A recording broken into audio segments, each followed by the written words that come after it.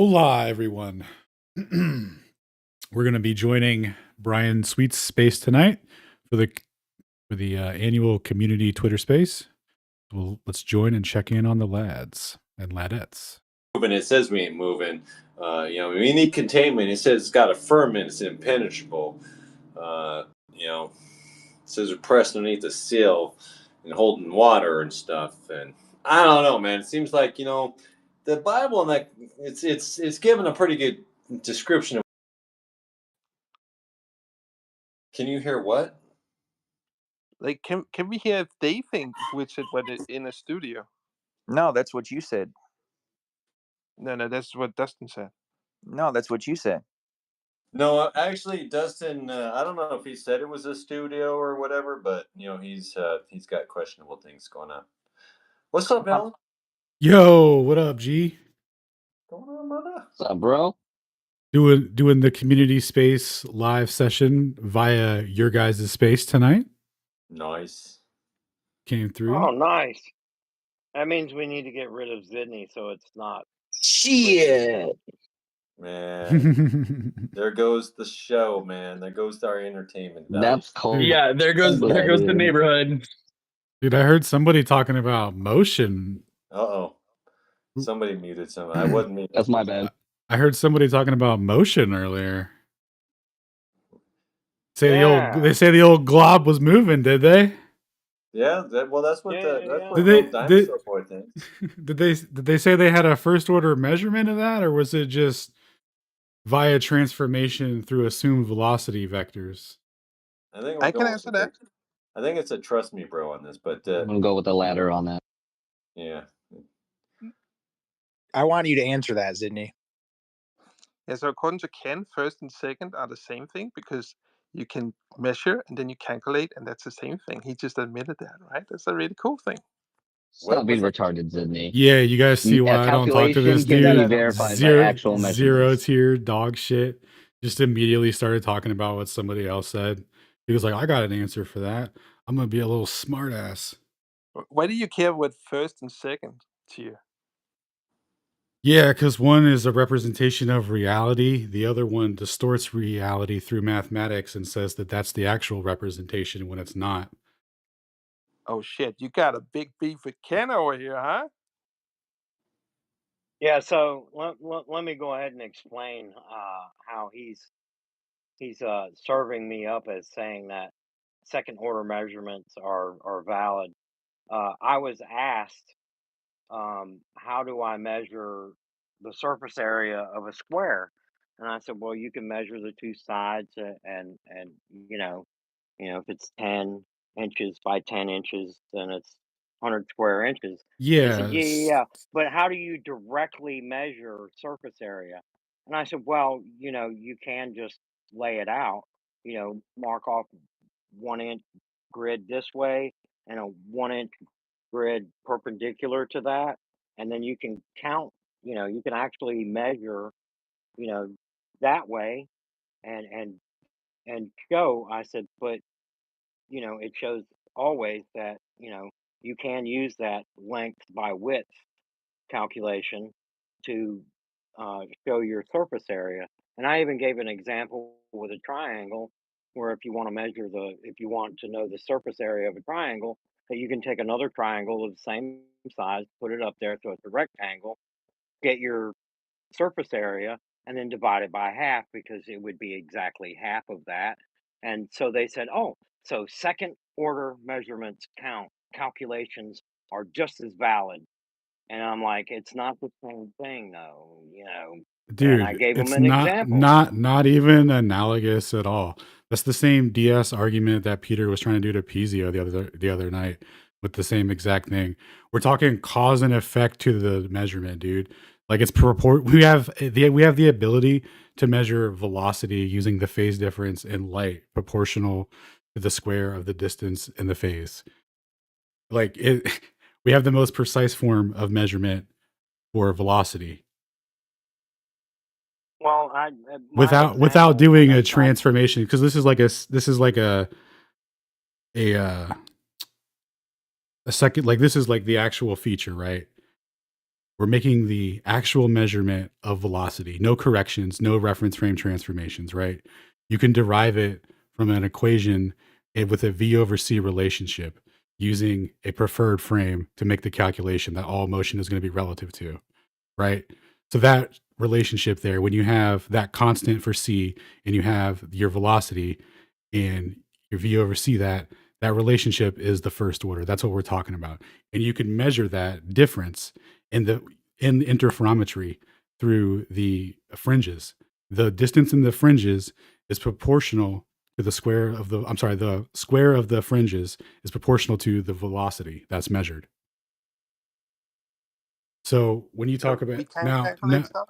now, my issue isn't with calculating stuff. We have a first order relationship there. Now, that velocity that's measured corresponds to 6 to 8 kilometers a second. Now, what they do is they say, hey, we're going to ignore that and say they actually measured nothing. And then we're going to do a transformation using covariance, right? Which is this second order theory of how we're going to transpose the velocity and say that, oh, we actually can't measure it because time and space are different when you're moving at fast speeds. That's where there's a huge contradiction in first and second order. What you're talking to about computating distances isn't the same thing as what we're talking about. And the only way that you can argue this is to make it non-analogous. So do you have any first order measurements of the velocity of the Earth going through space? Would you like to say aberration? Because that's the only one that shares the first order V over C relationship. Would you like to? Yeah. So Would you, the would Earth's you- movement has nothing to do with the shape of the Earth. cool. So He we're can done here obfuscate then. really well. Yeah. So we're done here What then. he didn't want to, yeah. So what he didn't share was that when they felt like they had me cornered because I accepted a calculation as being valid, was I said, well, that's not actually what we're talking about because, like in the Michelson-Morley experiment, which you were just talking about, I said you have first order measurements that says that light varies, and then you put in a second order correction that says, oh, there's a contraction, a length contraction, and therefore uh, the speed of light is the same, but the other one had a shorter distance to travel. And you have nothing that says that there is actually a length contraction. So that's a second order correction to a first order measurement. Now he's not going to bring that up because he has no fucking defense for it, right, Zidney? I'll give him a defense since he doesn't have one, probably. So they would say that because the Michelson-Morley experiment is using reflective mirrors and it's going there and back, that it's a two-way measurement, making it not first order. And that would be, I would agree with that at first, right? But when you consider what Ruyong Wong did in 2004, when he generalized the Sagnac effect, what that means is that it doesn't matter what the configuration is that light takes on its path, but whether it be a right angle or a circuit, going clockwise and counterclockwise to itself or going up and down, left and right to itself. It doesn't matter the configuration. The measurement is still valid out of it. So it actually is still first order. And you can do measurements with a phase conjugate mirror, which is basically a special type of mirror that preserves the wavefront when it hits the mirror. And you can think of it kind of like sending the wave back in time, even though that's not, what's happening. But in terms of the way that the wavefront hits the mirror, they can see if the velocity has changed in it or if it hits the mirror and then changes or whatever. And they measure it because of that reflection, the way that it preserves it, they can tell that it already changed on the one-way trip there.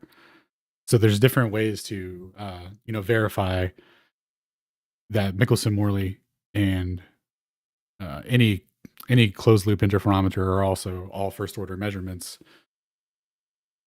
of velocity components. So was Wizard in the studio? What's it in the studio about what? What does that mean?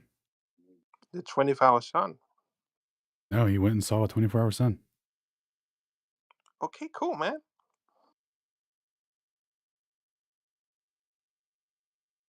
Honestly, I That's appreciate Sydney's John's way of Yeah. opinion. exiting That's the cool. Yeah. conversation that he Oh. couldn't take part in. Is he one of those lads that thinks an object above the horizon proves the shape of the earth rather than falsifies one? That's weird. Oh, yeah. Also, sorry, real quick. Before I gotta go, I think it was Bill that was talking about the Bible verse that says that there's waters still above the heavens. That is Psalm 148:4. Praise him, you highest heavens, and you waters above the heavens. So they're That would be still up there. raining. That would be raining in the heavens, right? Not even remotely. No, but nice try. That's not water. Should I put a petition before the council to give Sydney what I call the Brenda treatment, which is when you completely ignore everything they say and don't treat them at all, like don't engage. Come on, I'm sure. But it's up to everyone to do it themselves, right? Anyways, what up, everyone? Shane, I missed you. What Why are you so hostile? So, I gotta admit, man, I've been wanting to pull this plug for a while, but everybody's been like poking a cat, and it's been kind of funny. So, if anybody else has anything they wish to ask him, No, they don't. I speak. I mean, for all I want to say is yes, technically rain is water, but that's not the context, and that's all I want to say. you're all over the place, Sydney. I appreciate it, but that's that.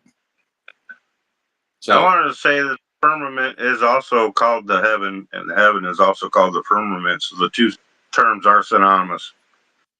Yeah, absolutely, they're interchangeable.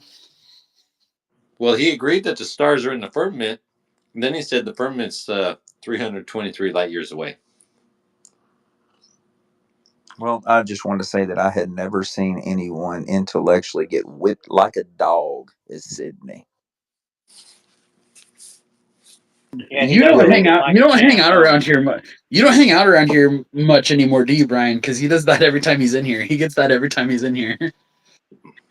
Yeah, don't until forget. Brian told me about it, I was like, man, what's this dude doing in here? But he said he's for entertainment purposes, so I can understand that. The reason I equate him to Brenda, right, is because that tranny thing doesn't know which gender, likes to get any sort of attention from all the men in the group any way they can, and it's negative all the time, doesn't matter, feeds on it just the same, and it's disgusting.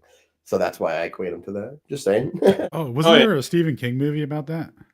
What was it called? It? What was it? Yeah. It just sucked the joy out of everything and wanted to eat fear from children. Literally was a prehistoric evil force that existed in perpetuity, defeated by a turtle or whatever. That's crazy, dude. All right, Bong. Brian, did Brenda ever answer your question? Which Brian you talking to me? Yeah. Didn't you have a question for Brenda that she had to answer before she ever spoke on your space? How many genders are there? Yeah, that was it. She wouldn't do it. Yeah. Now he's got to tell us legally how.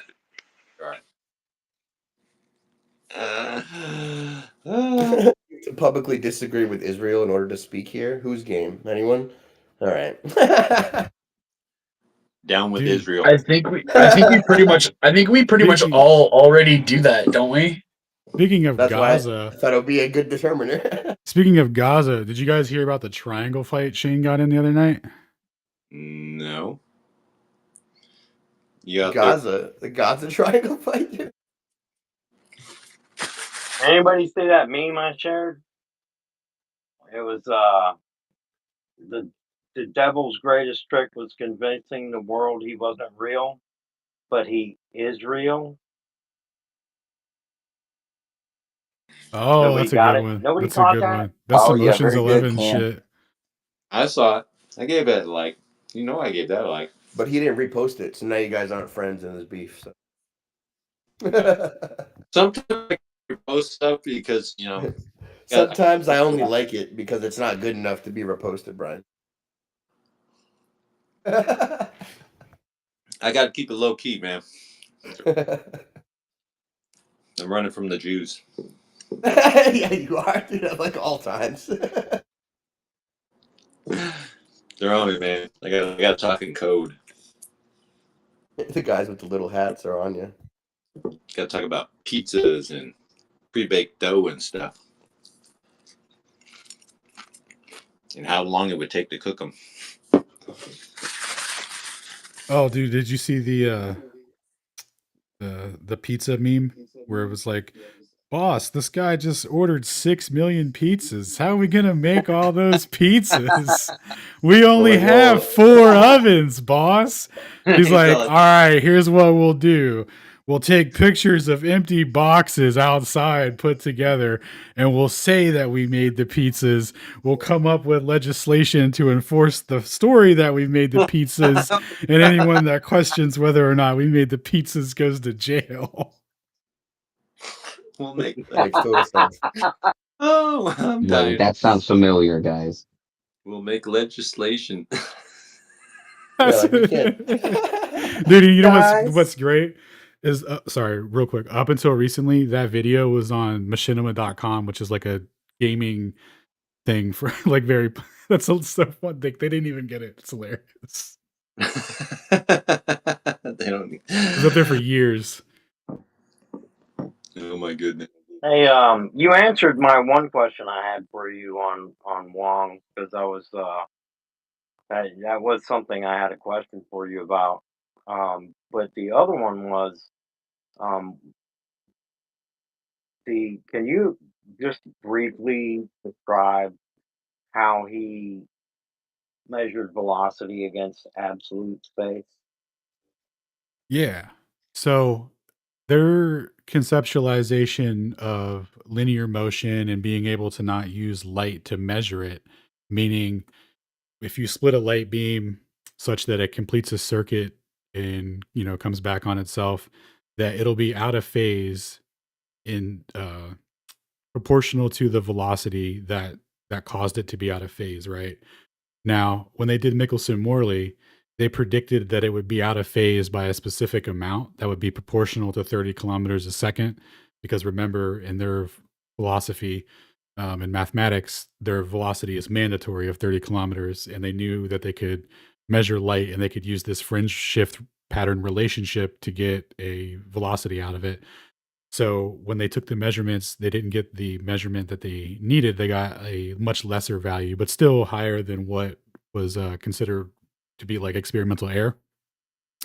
So they ended up just saying, okay, well, we'll just say it's experimental error anyway, and we'll say that linear motion actually doesn't cause a phase difference, and that's where they built the theory of relativity. Well, it was actually Lorentz's theory first. And it was basically saying that, the reason that you can't measure linear motion is because the bodies are moving through a static ether, and it's like compressing the molecular structure of the body proportional to the square of the velocity squared, which is like, a fraction of a fraction of a fraction of a fraction kind of thing.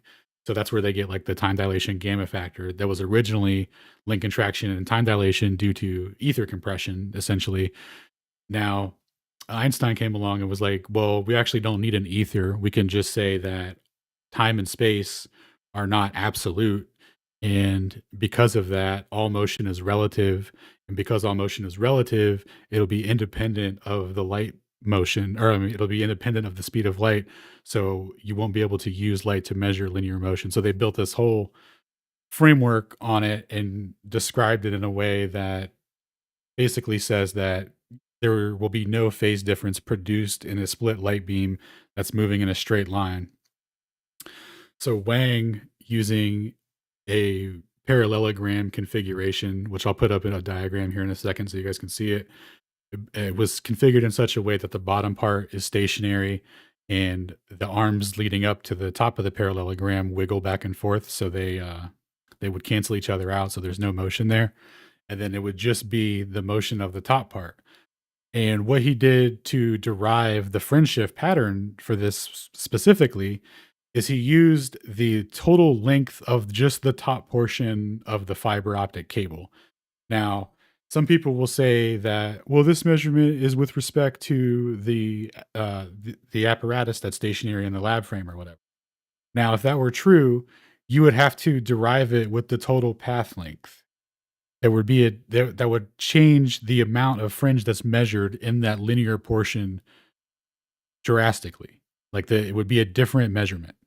So the fact that he predicted it with just that linear portion shows that it's not with respect to the entire fiber loop going to the detector, meaning that stationary portion right there.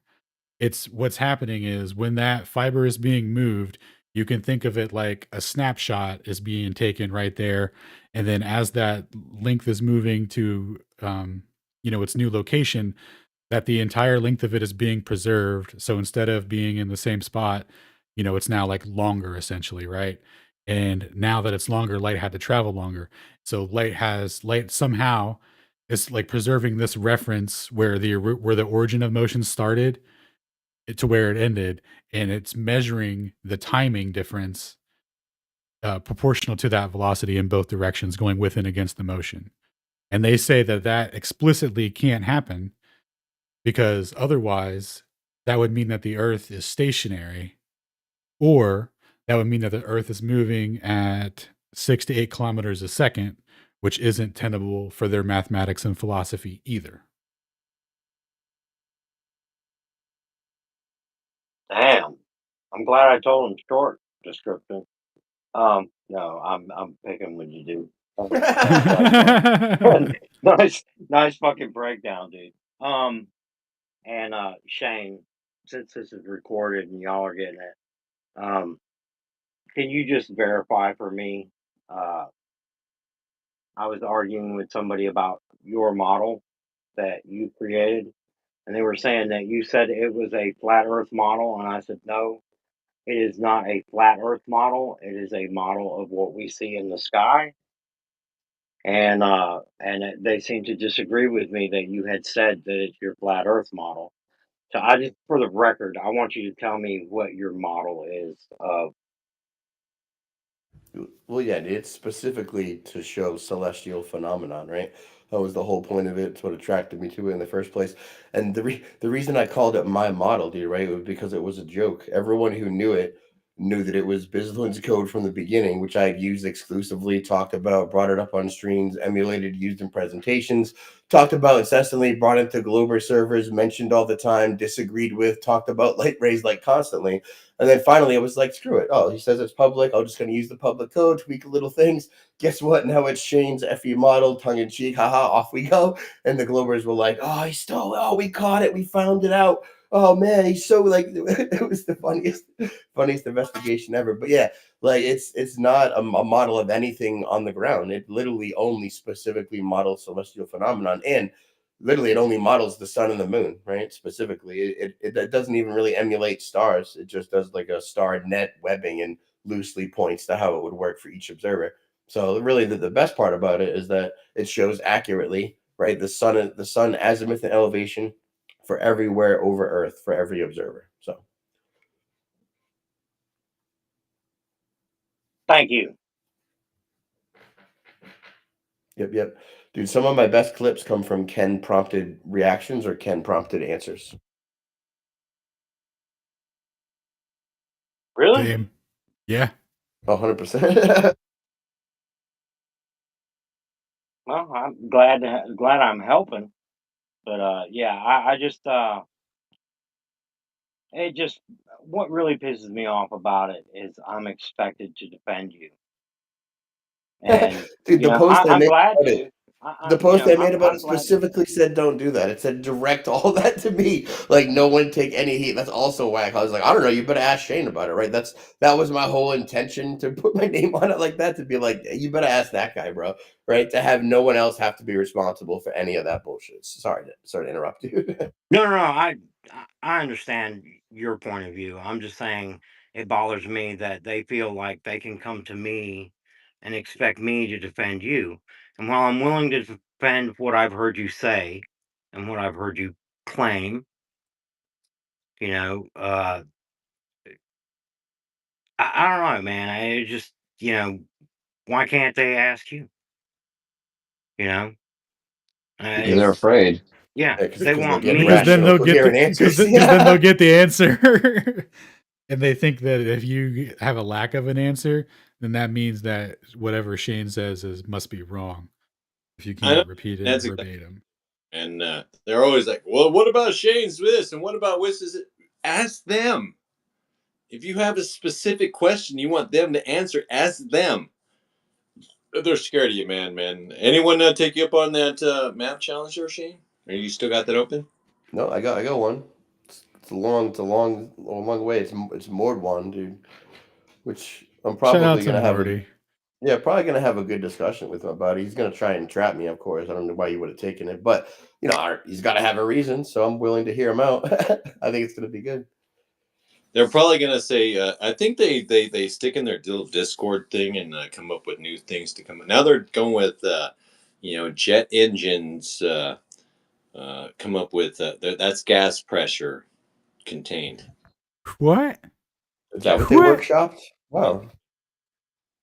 Dude, have you guys heard of the celestial theodolite?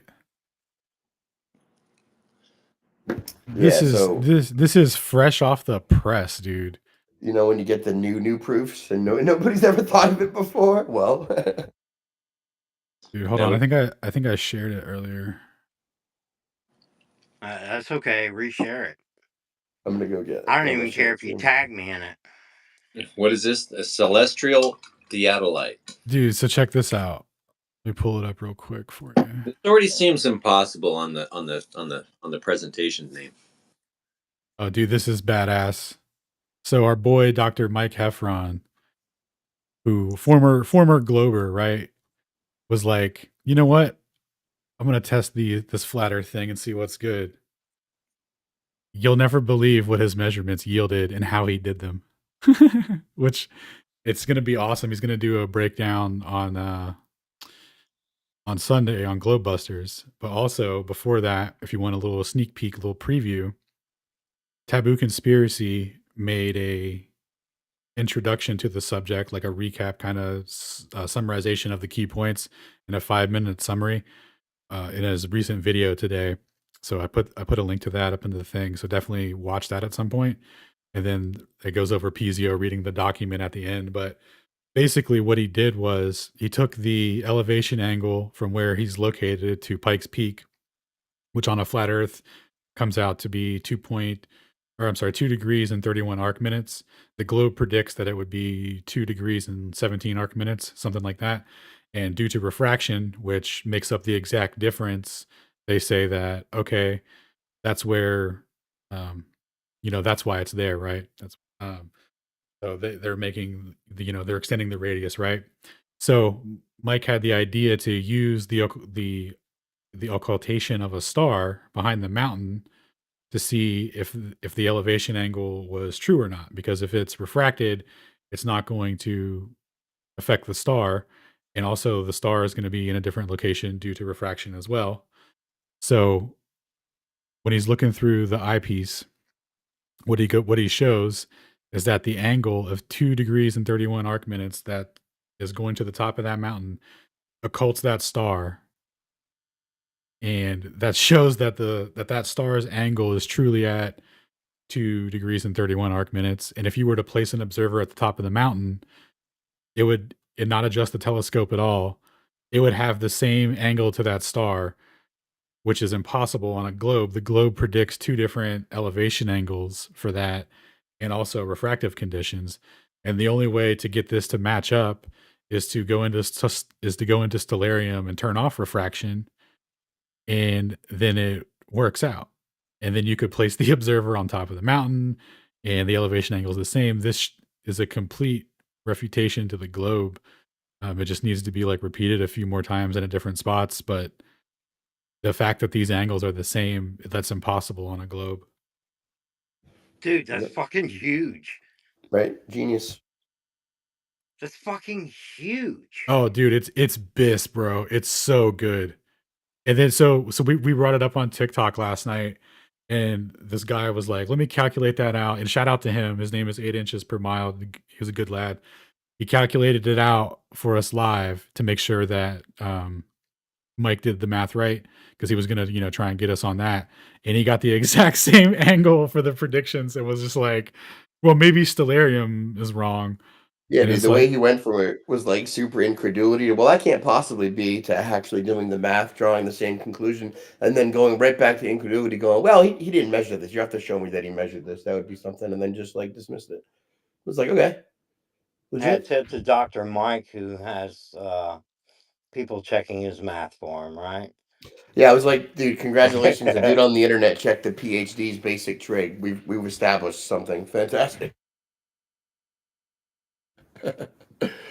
But like the implication of it and the fact that he even thought to compare the two, like no one's ever even thought to do that, dude. Like, yeah.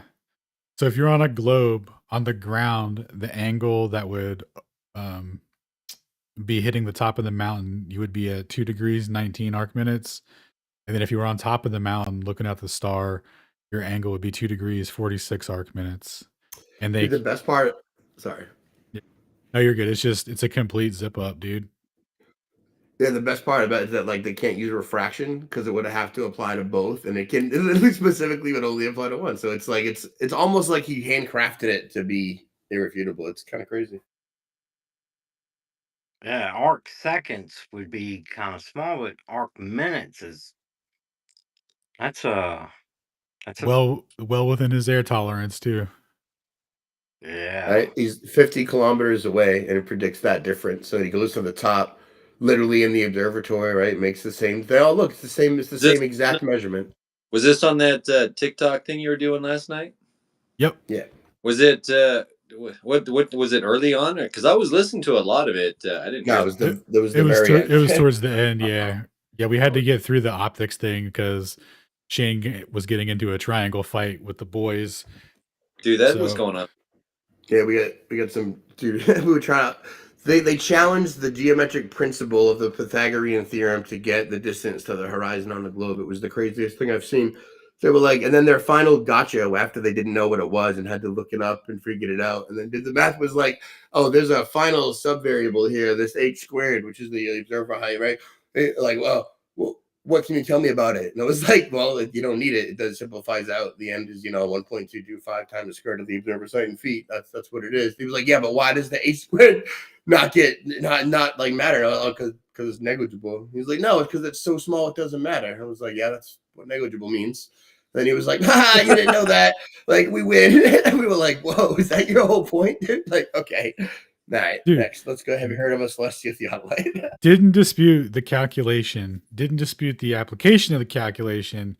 Wanted to go through the formalism reduction and point out a part that doesn't matter and ask about it. Yep. Sick dude.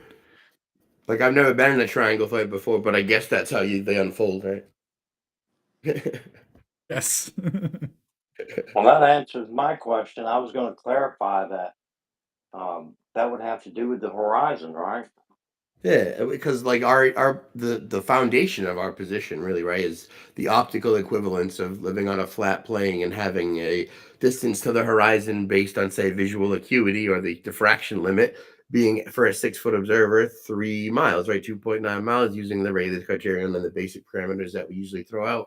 And then its comparative equivalence, which is the geometric horizon on a sphere of radius 3959, which when you stand on the top and draw a triangle, say to the center, use Pythagorean theorem to find that literally determining the distance of the horizon. And again, you come out to exactly the same amount, 3950, which is, 3 miles for the observer on the surface, which is why we always say it's an optical equivalence, and that from the surface, right, you can't really tell the difference.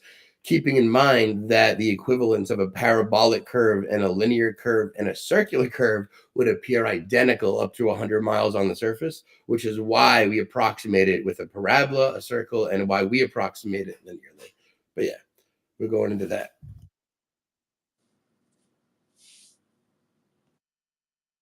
Yeah, the old circle hyperbola trick. Damn. I'm so glad this guy decided to come talk about his stuff on Ether Cause. That's man, that's fantastic. He's a we legend. really love him. Yeah, dude, I don't know how he got here. One day he was just here, and we were like, "Oh, hey!" And then he was doing a presentation, and we were like, "Oh, what's up?" And then he was asking questions and liking a very specific selection of our Twitter posts. And we were like, eyebrows raised or whatever. And then he was like, "Hey, I got this other proof." Well, at first he gave us the null hypothesis. He was like, "Hey, I watched some of your guys' debates, and these people suck. So what I decided to do was teach you how we would present it as if it was a PhD thesis, so that you can scientifically refute the dumb shit they're saying." And we were like, "Oh, that's brilliant! Thanks so much." And then he was like, "Okay, on top of that, I'm going to refine that. I'm going to apply the thing I just told you. I'm going to come up with this new proof. I'm going to map it out using the scientific method I just put forth, and I'm going to give you a PDF." And we were like, "Gold, gold. We love this guy." Yeah, I'm glad I heard him speak that one time, and so I was interested. I bought his books. There was when I went to look for the one that he was talking about. There was two others, and I could have The them. Ramblings of an Old Man. Is that the one you got?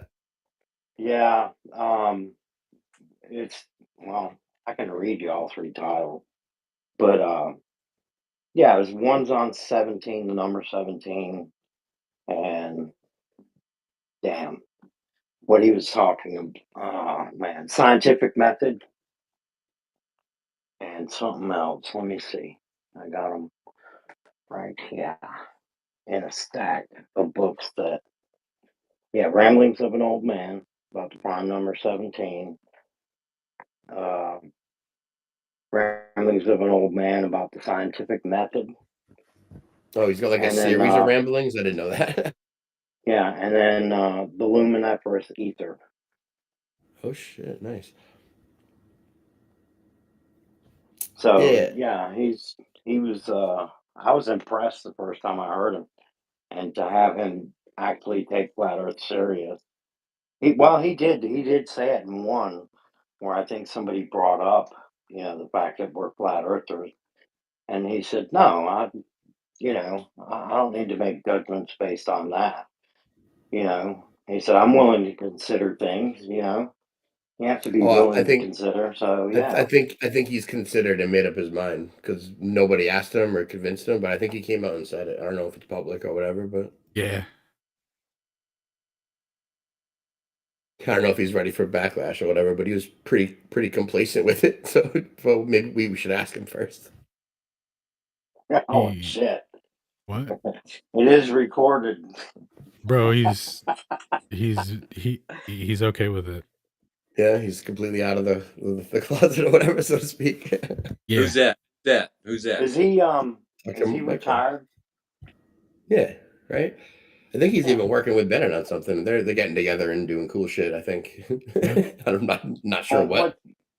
Yeah. Well, the reason I asked is because I made a statement earlier today to someone about the fact that you can't you don't they're always saying, oh, if you can disprove Einstein, you get a Nobel Prize and a big check, and you get published in all the best journals and blah blah blah.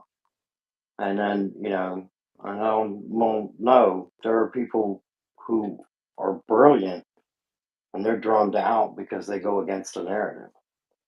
And Stephen Carruthers didn't get his PhD, you know, Yeah, That's a they good and point. they dropped people his that PhD candidature because he was doing a mathematical analysis on general relativity and found that the tensors that they use aren't dimensionally consistent with their mathematical framework, which they have a strict adherence to under the philosophy that what they're doing is physically meaningful, so it should have dimensional consistency to it. And he's like, here's how it doesn't, guys. And everyone was like, stop, shut him down.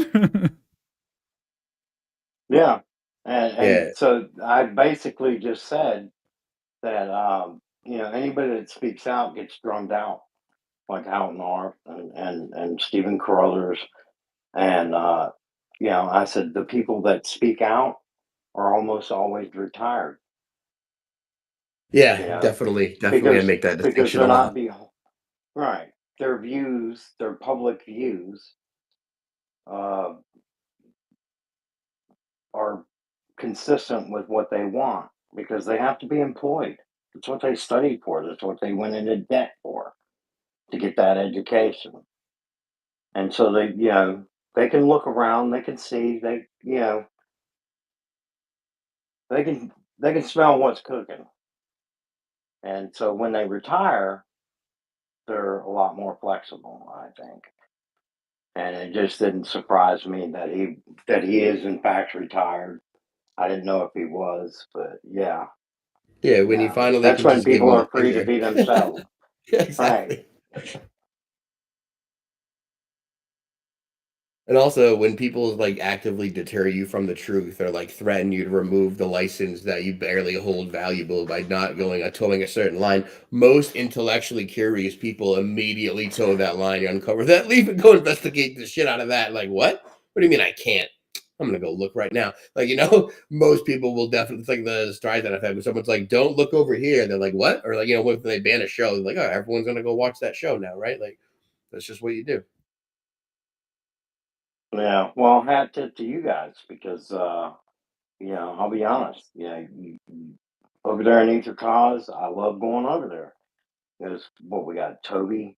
Well, not lately, but we have Alan, Man, I miss Toby. Shane, Stone, Piezo. There's a lot of good people over there talking about a lot of good stuff. And Galatrax. if that guy hung around uh, and picked up on flat Earth, I guarantee you, it's because he was listening to what you were saying and knew that you were making a valid argument and was actually willing to go out there and say, okay, well, let's see. So hat tip to you guys, man. You got something good going on over there. If you guys aren't in Ether Cause, you should look to get in. There's some fantastic. You can go back and listen to recordings, but there's some fantastic presentations, and not only that, when they stop recording, the conversation goes on. And there's many a times I sit in there when the recording's off, and the conversation just fucking explodes. And these guys have good combos in there. If you go and listen, man, you'll enjoy it. I'm telling you. There's, this Dr. Mike Heffron, Dr. Bennett, these people are willing to come in and they're taking these guys seriously. And they're taking them seriously because they have good fucking arguments. They know what the hell they're talking about. And these guys have to stop and consider it. So, yeah, the Ether Cos crew brought this man around. Yeah, man. Totally. Y'all have fun on Tuesday night this week? I heard there was a rock party. Well, it sure turned into one by the end. That's for sure. But it was more of a sunspot smackdown up until that point. Dude, it seemed like you guys are presenting the same thing, but having like a slight disagreement on interpretation. A disagreement on focus, yes. I think that we got one side of the fence pointing out all the things that seem to resemble the sphere, and then we got the other side of the fence where the exact opposite seems to be happening in a very quantified way. So it's a good thing. I think as many points on both sides need to be brought up as possible. That's for sure. But when people bring them up, you gotta state them as clearly, concisely, and precisely as possible. I think that's the true route to success in this kind of communication. Definitely.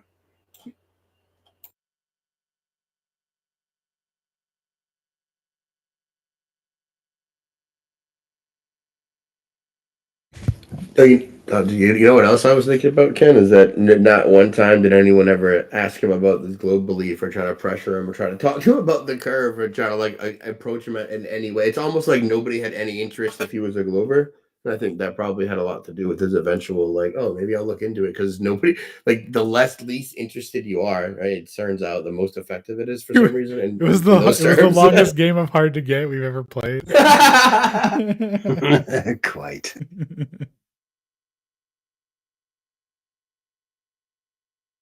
I don't know. I kind of liked it though. He came in and basically we just focused on what he could teach us.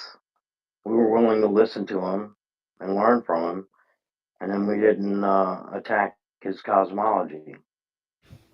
You know, at the end, he was like, "I just appreciate talking to other scientists." That was his takeaway, and his one comment. We were like, "Hey, we're talking about it." That's all he said. Like, damn. Well, it sounds like him and Bennett are good friends now. Yeah, isn't that funny, dude? Making matches. I can't wait to see what they produce together. Oh, I know, right?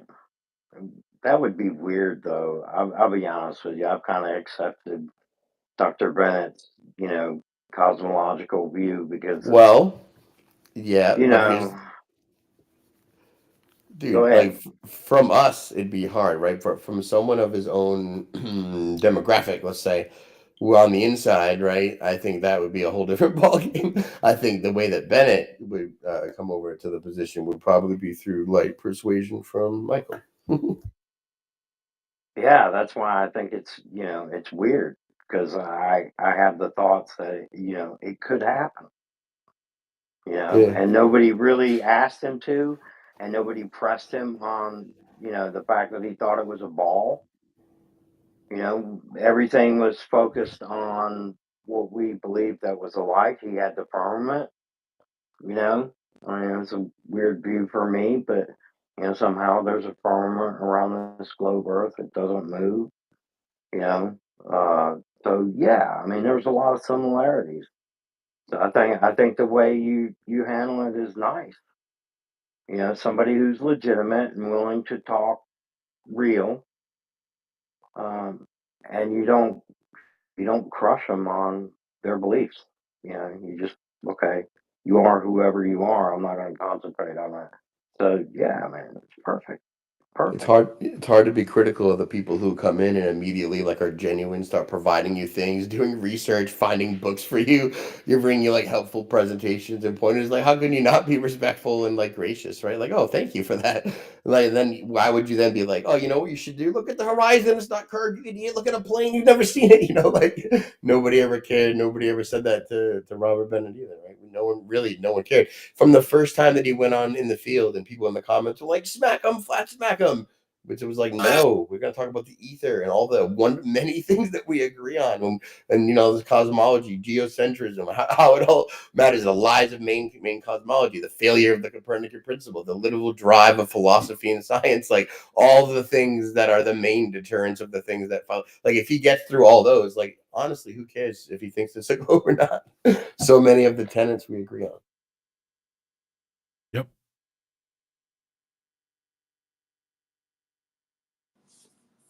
That's the thing, man. You already don't.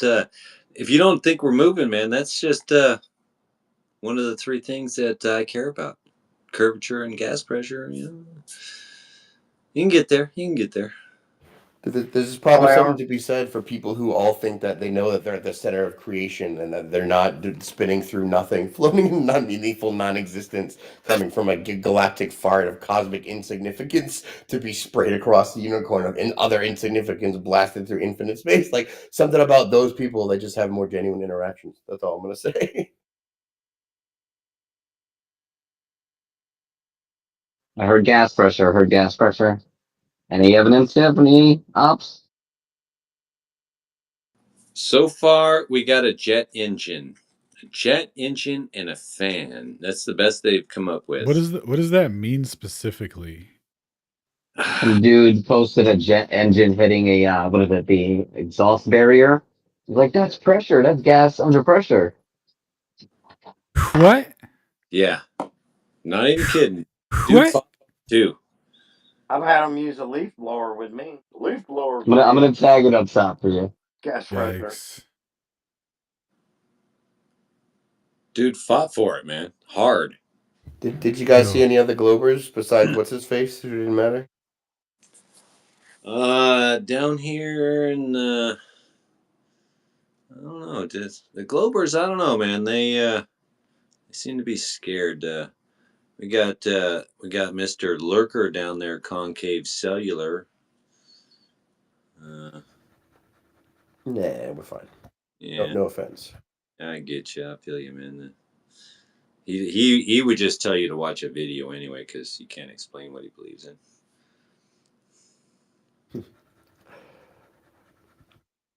That's why I like the TikTok, the strategy. Like we have like away games and then home games, dude, but we're already getting found out. Like somebody sees Taylor and they're like, "Oh, Alan is here. Shane is here. Oh no!"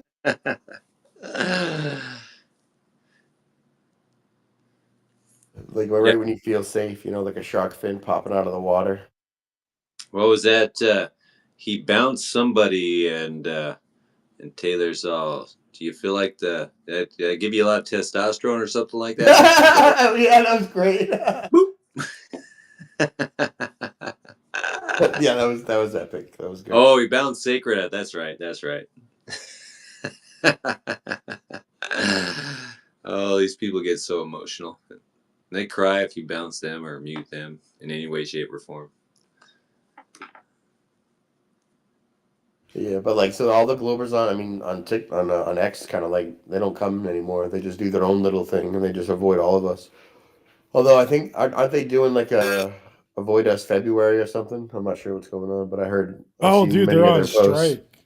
They're on Yeah, like strike. aren't they not FFF. talking to us now? So Shout out to them dude, you for, know how like acting in solidarity. That shows really good control that they act in unison. you know all the Oh, but blue they don't hair have any control. They've been losing it you know Okay, still. how but I have a question. you know how all the blue haired chicks stop having sex for Trump or whatever? It's kind of the same thing. Yeah, it lasted about 2 hours, if that. Okay, I have a question for Brian and Alan. Everybody else have been meaning to ask. We just had this event happen where Venus was in the sky with the moon, and everybody was like freaking out, calling it Venus. And it's like impossible for that to be Venus, like we all know. So, like, doesn't that seem like a very obvious thing that like should like make people question things? I don't know. It's just been rattling off in my brain for the last week and a bit since that thing happened. You know what Well, I'm talking about?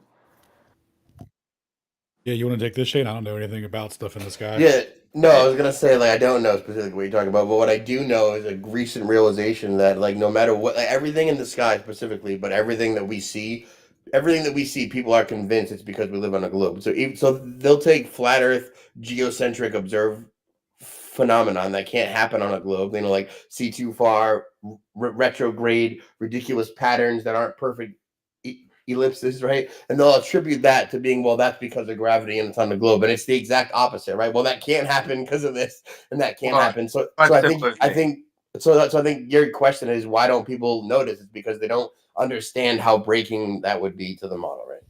I guess, but this is like a very simple thing. It's like they're like having this kumbaya moment, like dancing around saying, "Look at that Venus in the night sky," and it's like Venus is closer to the sun, and you shouldn't be able to see Venus ever in a night sky.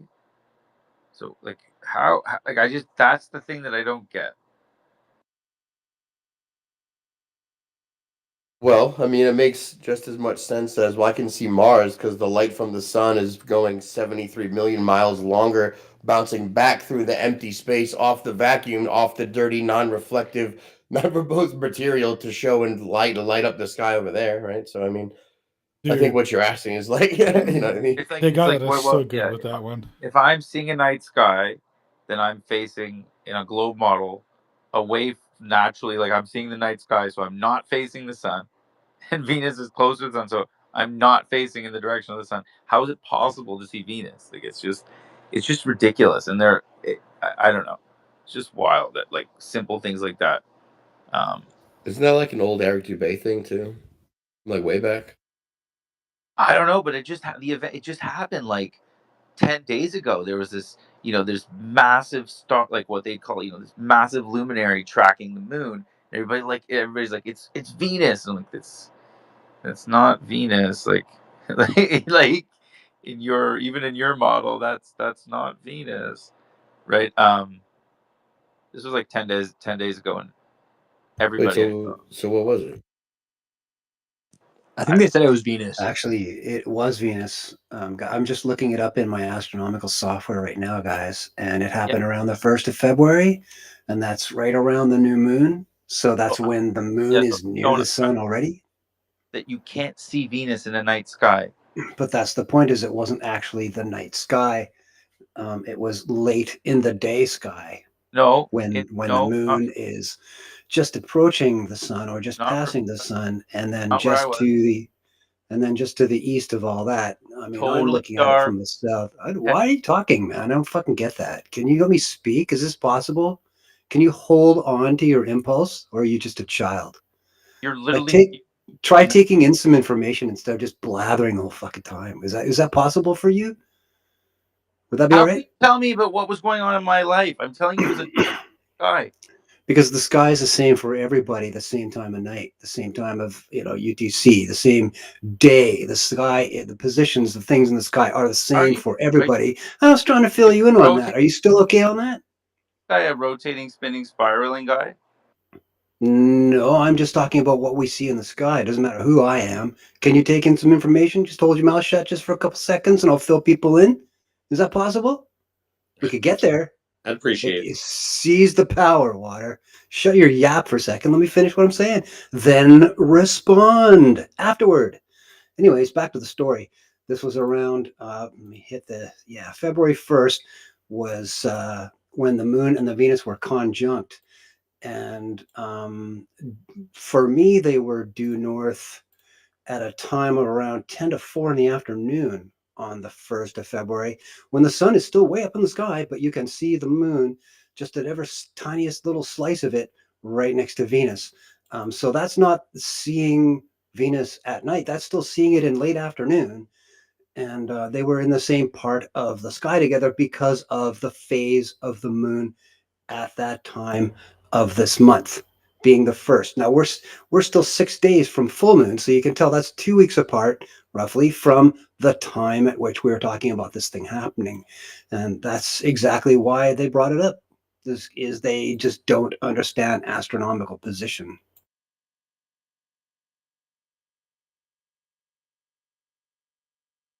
So it was visible in a total night sky at around more than midnight in the East Coast of North America. So I don't No. know what you're. Yes, No. yes, and I thought people around me. So for the last time, I don't know what else to tell you other than you're trying to discount my reality, and that's all I was interrupting. No, I'm actually telling you the way it was on the 1st of February at 4 in the afternoon for anybody on the East Coast of the United States, that kind of thing. That's what you were looking at. And I'm looking at it in my simulator right now, where I'm looking due north, where if you were in Florida or say looking due south, at 4 in the afternoon, you would see this little teeny slice of the moon. The sun would still be way up in the sky, 15, still 45 degrees above the horizon towards the, getting towards the west, but nowhere setting near it because it's only 4 in the afternoon still. And Venus was conjunct, as in next to it in the sky, right due south of you at that time. And that's what they were looking at. They just don't understand astronomical position. And that's the crux of this argument. Yo, what up, guys? You mind if I interject real quick? Hey, Beastie, what's up, man? What's What's up? up? What's up? Well, I'm in Vegas right now. I'm looking directly west, and Venus is straight up in the sky. It's about 20 degrees on my horizon. It's dead of night. I mean, it's like nighttime. I could see Venus, so But it's like 8 o'clock. 7. So I don't know if that's dead of night. That's just after dusk, right? True, but it's still like night sky. I mean, Yeah, but we're talking about stuff changing at 15 degrees per hour, even in the sky, right? It's not just about how the Earth rotates at 15 degrees per hour. This is the reciprocal effect. And you got to take that time into account. okay, so if I'm seeing Venus right now, in the globe model, it's technically, yeah, because it's following the sun. Okay, I get what you're saying, kind of actually. But I mean, it's still It's hard to wrap my mind around the globe model like that, though. Kind of get what Waters' point was, but I just don't know how to wrap my mind around it.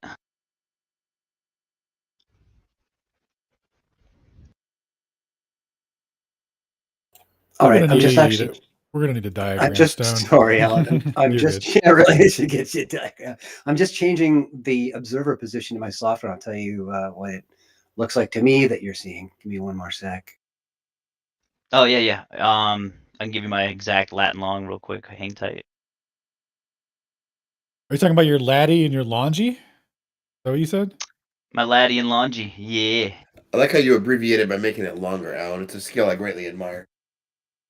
Long to longy, dude. It's like that.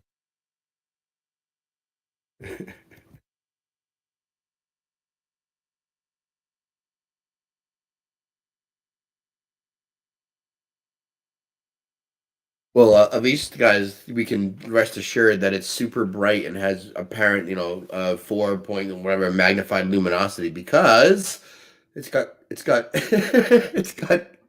cloud layers or gas layers that are super bright right now. So, yep. Isn't there a limit to how high in the sky that the Venus can be? Because I mean, I remember looking at it the same day I was out in the country, and the same day they said that Venus was in the sky. I had looked, and it was like it was still daytime because I couldn't see any other stars, but I saw it. And I know that later that night, now that was south of me um, at that time, but later when I was home around 8 o'clock, I had wanted to get a picture of it, and unfortunately, even though my camera said the battery was full by the time I got out to where I was going to get pictures of it, it said that the battery was dead, and I was like, ah, shit. So I didn't get it, but I do know that that night at around 8 o'clock, it was it had to be a good 30 degrees above the horizon. Well, I think according to their conventional globe model, right, so they argue it needs to appear near the horizon after or before sunset or sunrise, and never high overhead at midnight or whatever. Is that so? I think we would need something like that to falsify it to go against their model, right? So I think because they work everything that they see into the model, right? That's where everything comes from.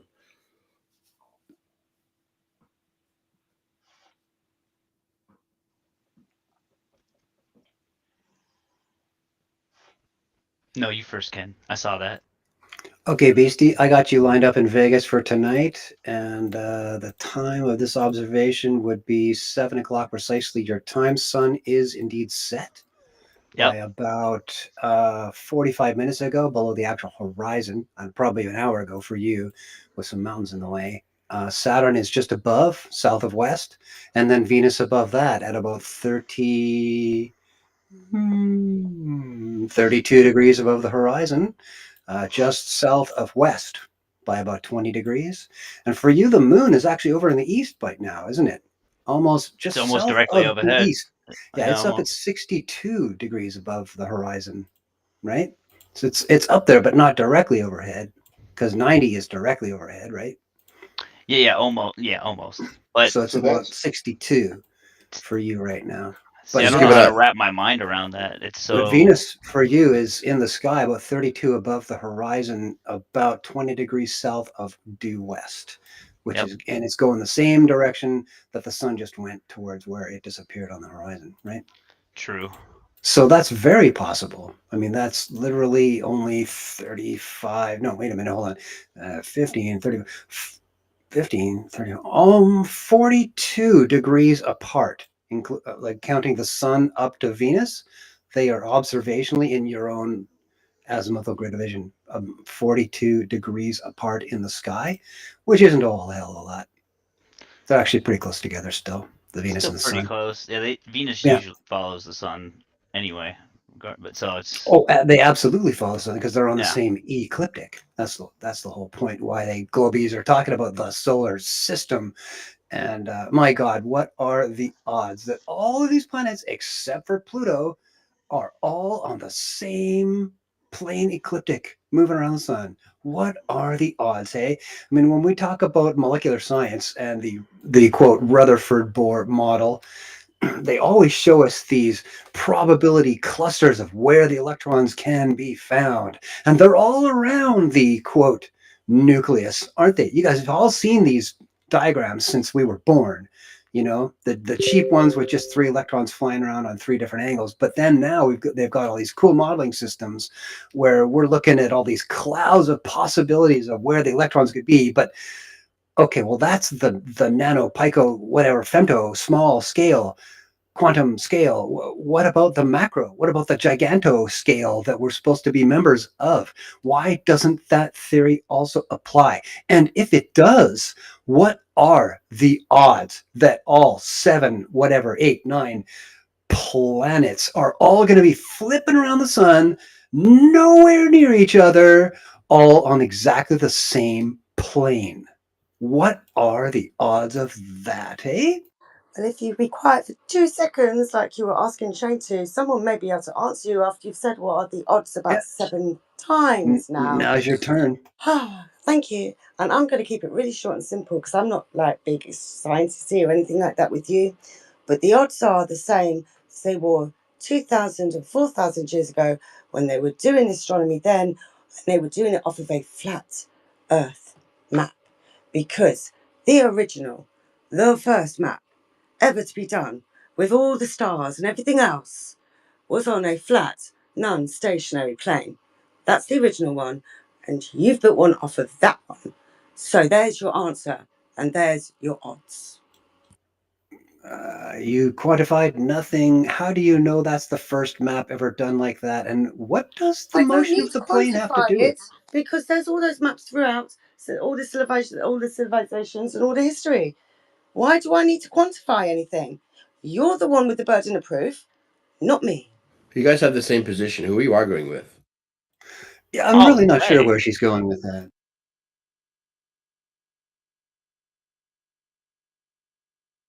I thought I was in the middle of destroying the Globy model. Maybe you have misunderstood something there, Darth.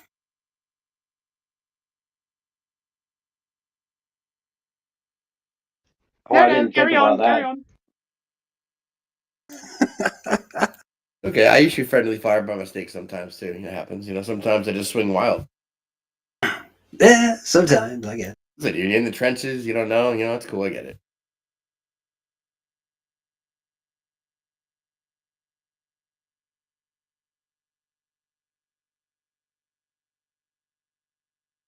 Anyway. Yeah, I know. So maybe I didn't get you were obviously being sarcastic then, weren't you? No, I was being a little bit sarcastic, Yeah, but well, actually yeah. I pointing out usually pick up on I sarcasm, was but kind of maybe it was serious a bit about the where odds Shane had question. asked you to not interrupt him beforehand, so I actually maybe thought that you two were a little bit loggerheads.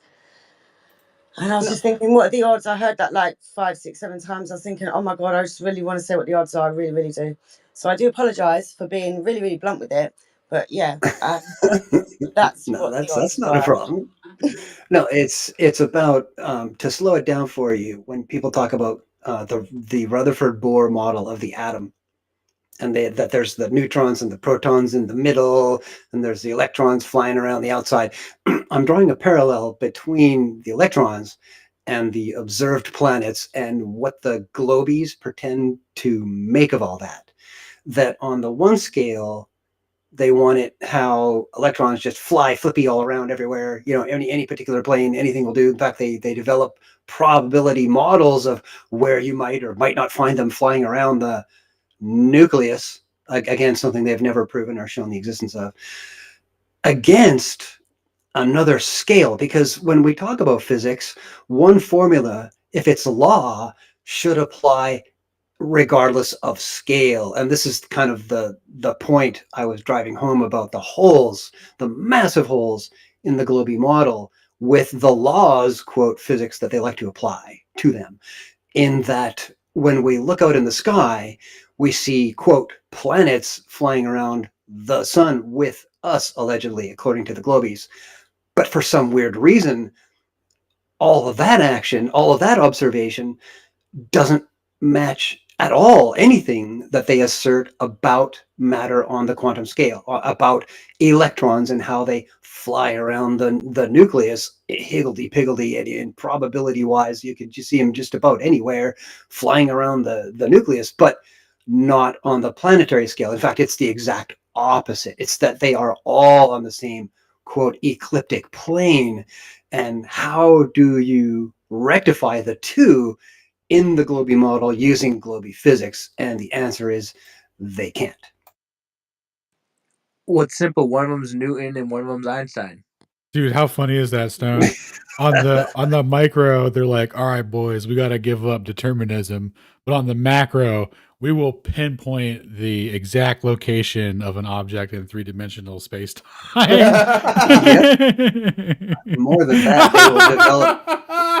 More Dude, than that's that, so funny. they will develop lateral accretion theories for astrophysics and try and tell us that that's part of the mix. It's so very entertaining.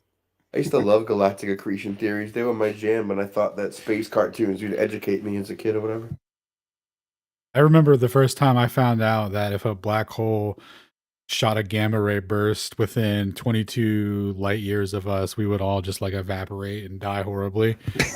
And I was Gamma like, rays, I remember for like the next couple of days, I was like, oh my God, dude, I hope no black holes. Just like, oh, that dude, would suck. pulsars, quasars, super gravitational condensate, just as like it's so heavy that it just collapses on itself and tears holes in space-time, things that doesn't actually exist, but we made up with a mathematically reified model. Dude, we can just invert things around. Dude, it's a crazy fairy tale that it's an interesting web of fantasy with which to tell stories, dude. That's really what it is. Dude, they had this crazy animation of a black hole, right? And then it was shooting a laser out of the center of it that traveled through space. and it didn't even hit Earth, bro. It just was near it. And they were like, this distance is 22 light years away. And if it comes within this range, this is what would happen. And it was like our atmosphere melts off, our electricity stops, we all die, everything everything ends, volcanoes erupt, earthquakes, whatever, tornadoes. But doesn't all of that violate the first premise of the definition of a black hole in regard to their term event horizon? Isn't the black hole supposed to be representative of a mass so large that the gravitational strength around it is so strong that not even light escapes it? Then what the fuck's coming out of it? Unicorn lasers? Like death. What's the deal? If light cannot escape, then I think we're safe from all emissive possibilities as a body, aren't we? Fundamentally? Yeah, they get in some weird ones with the things that they say are emitted from black holes. When the claim is that its strength is so, such that light can't escape from it, and the only thing out there is light, guys.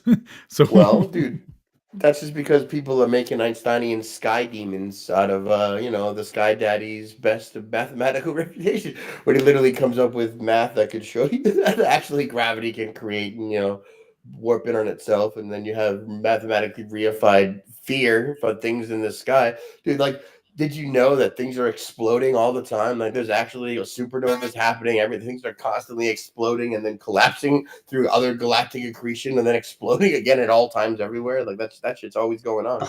They're even imploding. Seriously, next time somebody mentions something like that there's some gigantic black hole death ray coming our way, I'm going to be taking a video of myself outside at night with a marshmallow on a stick pointed at the sky.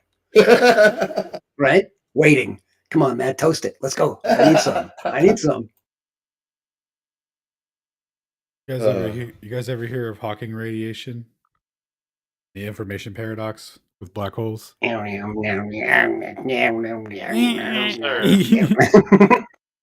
so check this out, right? They can't, obviously send information into a black hole or anything, or do any way to confirm it other than there's a gravitational anomaly here due to this thing, so it must be moving faster than predicted because of of this invisible mass, right? And they say that one of the things that these black holes would do is because the vacuum, there's no ether or anything, right? But there's virtual particle fluctuations that happen, right? And they're saying that when a virtual particle in a photon, spontaneously come into existence and they have to like self annihilate, they have to recombine to annihilate or whatever. They're saying that if that spontaneously comes into existence near a black hole, that the real particle will be sucked into the black hole and the virtual particle won't be able to collide with it and self annihilate. And the virtual particle, guys, the mathematical construct that doesn't exist, will be emitted as Hawking radiation. That's what Hawking radiation is. And no one's ever measured that, no one's ever seen it, but it exists through mathematical computation of like what would the probability of a vacuum fluctuation occurring next to a black hole, like would it be close enough to capture the actual photon and then split the two so they couldn't recombine, and all that. So like it's a statistical analysis of what could theoretically happen, and that violates their rule about information being destroyed, because like once it's in the black hole, like it can't, it creates the paradox because it can't self-annihilate. I feel a song coming on. I think there's something there. We could definitely be writing and producing. Like you put your photon in, you get your virtual all out, you put your photon in, shake it all about, do the quantum okey and you turn yourself around. Woo! Instantaneous quantum Serious. at a distance. That's a big hit coming right out of that shit right there. Dude, just look back at every sci-fi movie you've ever watched now, that when they brought up Hawking radiation and then they were immediately like, oh, a black hole's nearby, right? Just know that everyone's now afraid of radiation that doesn't exist, that comes out of a mathematical construct. It's like that's the premise for the thing that they're afraid of, that there's virtual particle photons being emitted at them in the form of radiation because they couldn't self-annihilate, because there's no ether, but there's vacuum fluctuations where spontaneous particles come into existence and self-annihilate. I'm telling you guys better buy your marshmallows right away. Well, dude, when you got to control the world with scientism, right? You gotta take that philosophical approach to science and just turn it right into religion and get people to believe. And you need things to scare them with, right? So I think that's how you got to do it. Are we allowed to call Hawking radiation retarded, or is that not allowed? Only on TikTok you can't say it, I guess. For sure, definitely can't say it on TikTok. Can't confirm. Speak and spell generated nonsense. I can remember hearing someone talk about black holes, and one thing that stuck with me was they said that all the information stays at the surface. Everything that's sucked into a black hole. I don't know what he was trying to say, but he's saying everything sucked into a black hole, all the information remains on the surface. And I couldn't figure out what the hell he was talking about. Yeah, so there's a philosophical debate between quantum mechanics and like astronomers with general relativity, because like that paradox, right, contradicts both theories and makes it, it reveals them to both be like retarded. So what they've proposed is like, they'll say, okay, so the information goes into the black hole, but it exists in an island outside of the black hole. Now, I bet you're thinking, Ken, did Alan just say it exists in an island outside of the black hole, like as a physical thing? That sounds kind of retarded and ad hoc. Ken, I agree with you, and there's nothing I can do to make that better. That's just what they say, as with their full chest out. But the math works. The math works. They've proposed places where the information is stored in such a way that it could one day be retrieved and not be actually destroyed and inaccessible, because they don't actually know what happens in a black hole, let alone at the center. So there's different. They get into this like singularity philosophical debate. I actually have a debate on my YouTube channel, archived, where these physicists and astronomers were having a debate on the information paradox, exactly what I was talking about. And the crux of it was exactly what you just kind of laid out. So, like what you just proposed, the information is being stored on the outside. That is a saving mechanism, like philosophically, for how they could have their Hawking radiation and not destroy quantum mechanics, and vice versa for the relativist. I don't know, man. I got a theory about black holes. I mean, once we do exceed the second Chandrasekhar limit, way in the center, way deep in the center of the black hole, there's a 7-Eleven. No one will ever confirm it. I'm gonna back Way past the second Chandrasekhar limit, dude. Well played, sir. Pshaw. Hey, Kelly, I just checked your timeline and I noticed that yesterday you reposted about the lost history of Flat Earth. That's the EWAR series. Have you watched it yet? I think she's gone. She may be gone. Well, to fill in everybody else, my level of involvement of that was also pretty large. Wait, really? What? Hold on, back up. Yeah, back when those were originally coming out, I was a moderator on the what is now called the Stone Cold True channel. It used to be called the EWAR channel.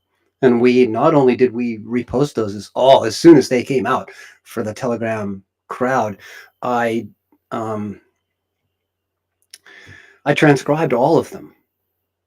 And actually, all of EWAR's work up to that point, including his previous series, to the tune of about 1/8 of a million words. And for these particular ones, and at this point in the journey, once I was done transcribing an episode, I would hand it down to a team who would then also translate that transcription into another dozen languages.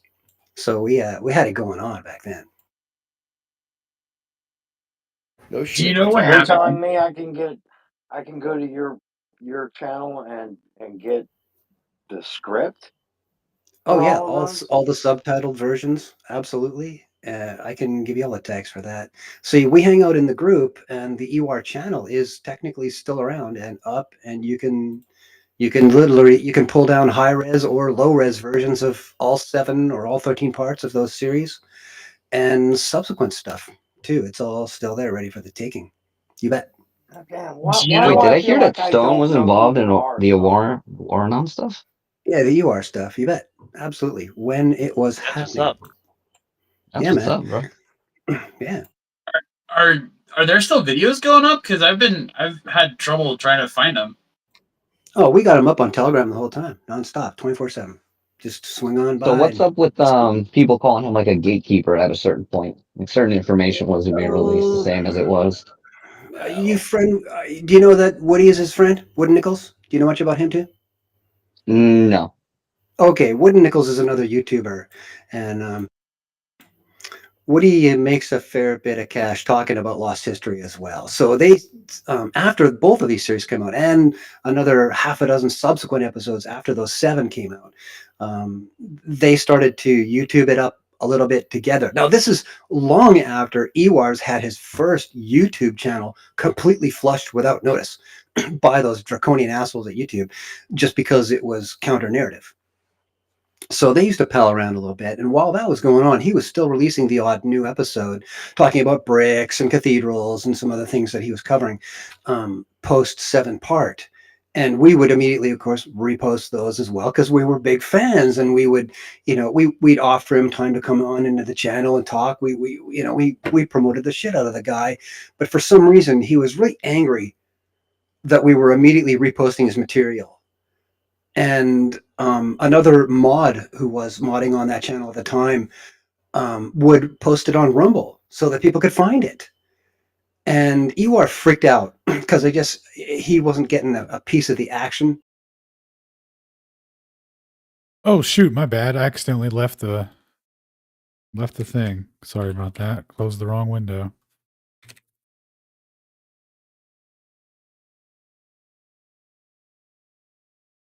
It was just absurd because, I mean, none of this material actually belongs to Ewar. He scooped it off a whole bunch. Oh, this is my material and you need my permission kind of shit going on. But Ewar kind of changed his mind on that philosophy, and Buddy's channel, all of this effort that he spent on reposting Ewar stuff was instantly flushed overnight. And Ewar just turned into a total douche canoe for quite some time there. And I was pretty pissed because he came after me too, publicly, and said some really dumb shit about me specifically. So I created a response video, which you can find on BitChute, and it's got about 12,000 views. It is my most watched video of all time. You can find it. The title is Ewar is a Fool, and that'll bring you up to date on exactly what happened back then and what the climate was like of all of us in the background supporting the crap out of him. And still, those are the steps that he took. We were not just shocked, but disgusted. And that's why we changed the name of the channel, frankly, as well. All right, I just See, found it. and I'll reiterate. I will reiterate. I feel like I don't really know who you are. Me? Yeah, man. I mean, I've never heard this stuff about you. I'm Well, beginning to Nobody wonder if I has. even know you To at be all. clear.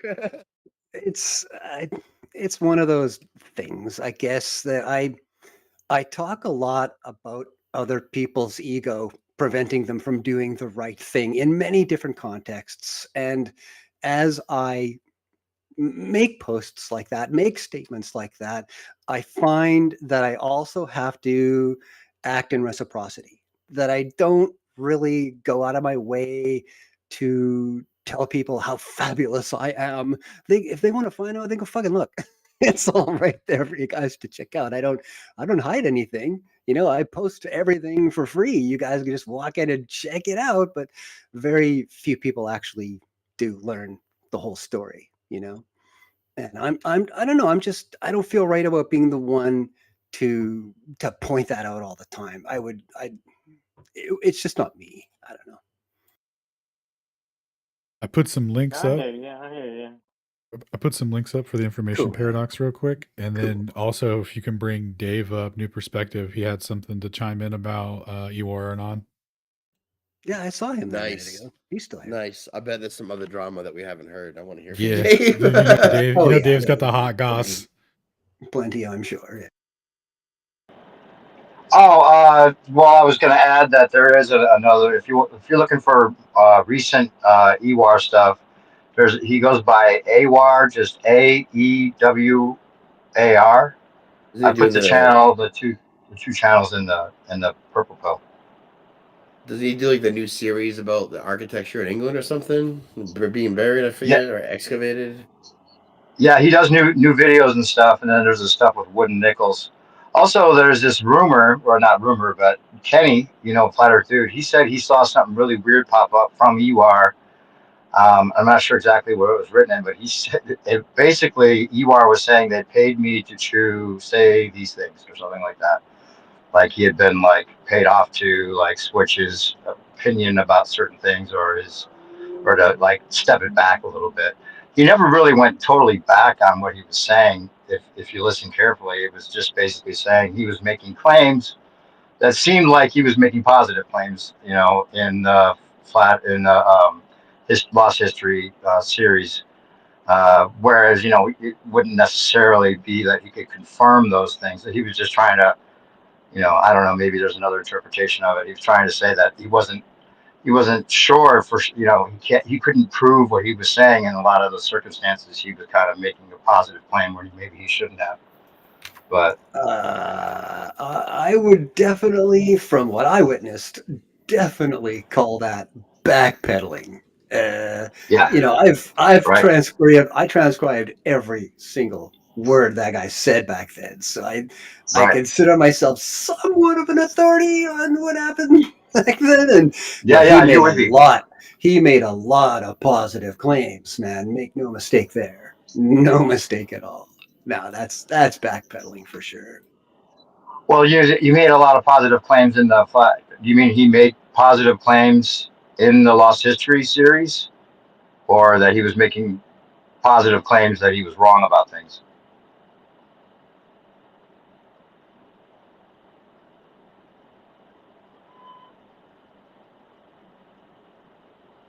Did I cut out? Nope. Testing. Oh, I don't know if still heard me. Anyway, yeah, there was a Oh, weird I'm thing that sorry. I Kenny had my mic saw. muted Oh, there. okay, go ahead. No, I think I got a pretty strong grip on what he said back then. I mean, I transcribed every single word he said, Uh-huh. and as far as I remember, he made some very determinative claims back then. And yeah, In the Lost History there was series. yeah, the Lost Yeah. History, the Flat Earth, and the one before One on Earth happened, Mhm. and even after the 7-part series was done, um, subsequent, like the way that he presents material is look, kid, this is the way it is. Here's the fucking evidence. You Right. know what I mean? There is no other way to interpret it because this other thing corroborates. And he's very assertive in his assertion Well, of yeah. claims. Well, that was the disclaimer. I guess I was trying to give him a little bit of like, oh, well, if he was making a lot of those positive claims, him walking it back was saying that maybe that the presentation was making positive claims that he that doesn't shouldn't shouldn't have made so affirmatively. I think that's the element that attracted so many people to his material in general. Is that he types a lot of it out. You see a lot of it printed on the screen, things that he's saying, so that you don't misinterpret what he's saying. You know what I mean? That it's sometimes people on this side of the world don't understand the verbal accents of people on that side of the world, and I think he was taking care of that problem at the same time. And while he was doing that, check his language. It's very clear. His level of conviction was extremely high. Yeah. Yeah, there was a whole other drama that went on too with he and there were some claims made about him being somebody that was from the Angel Matrix. What was it, FPV Yeah, Angel? FPV Angel. Yeah, that's all a bunch of garbage just to get more Did you hear clicks. about that? Yeah, a bunch of FPV Angel was saying that it was one of his guys that was part of yeah, his like group of people that was using a yeah, voice changer, and then there yeah. was a whole drama But back and forth between him and Ewar, and then you can basically change FPV was voice. saying he was like a shill that was like brought in to sell this certain kind of angle on things and all that. I ended up talking to FPV about that, but I it's think he just was a little he hadn't angrier even that really Iwar watched stole some of his material. his work from what I could tell, and it wasn't anything close to what FPV was saying. So it was a little strange. It was kind of a strange conflict. It was like he was claiming that he was taking FPV's work, which I don't Yes, know if anyone's familiar with FPV there Angel, but there were a that few of wasn't the those case. It flying didn't around. seem. Yeah, Angel had a big problem with Awar in general, all around, and dreamed up a lot of shit to stir up the works Did I cut without a out lot again? of substance. It was just a lot of clickbait, really. I think it was just trying to get some clicks. And I think Ewar came out on top of that one. I'm pretty sure.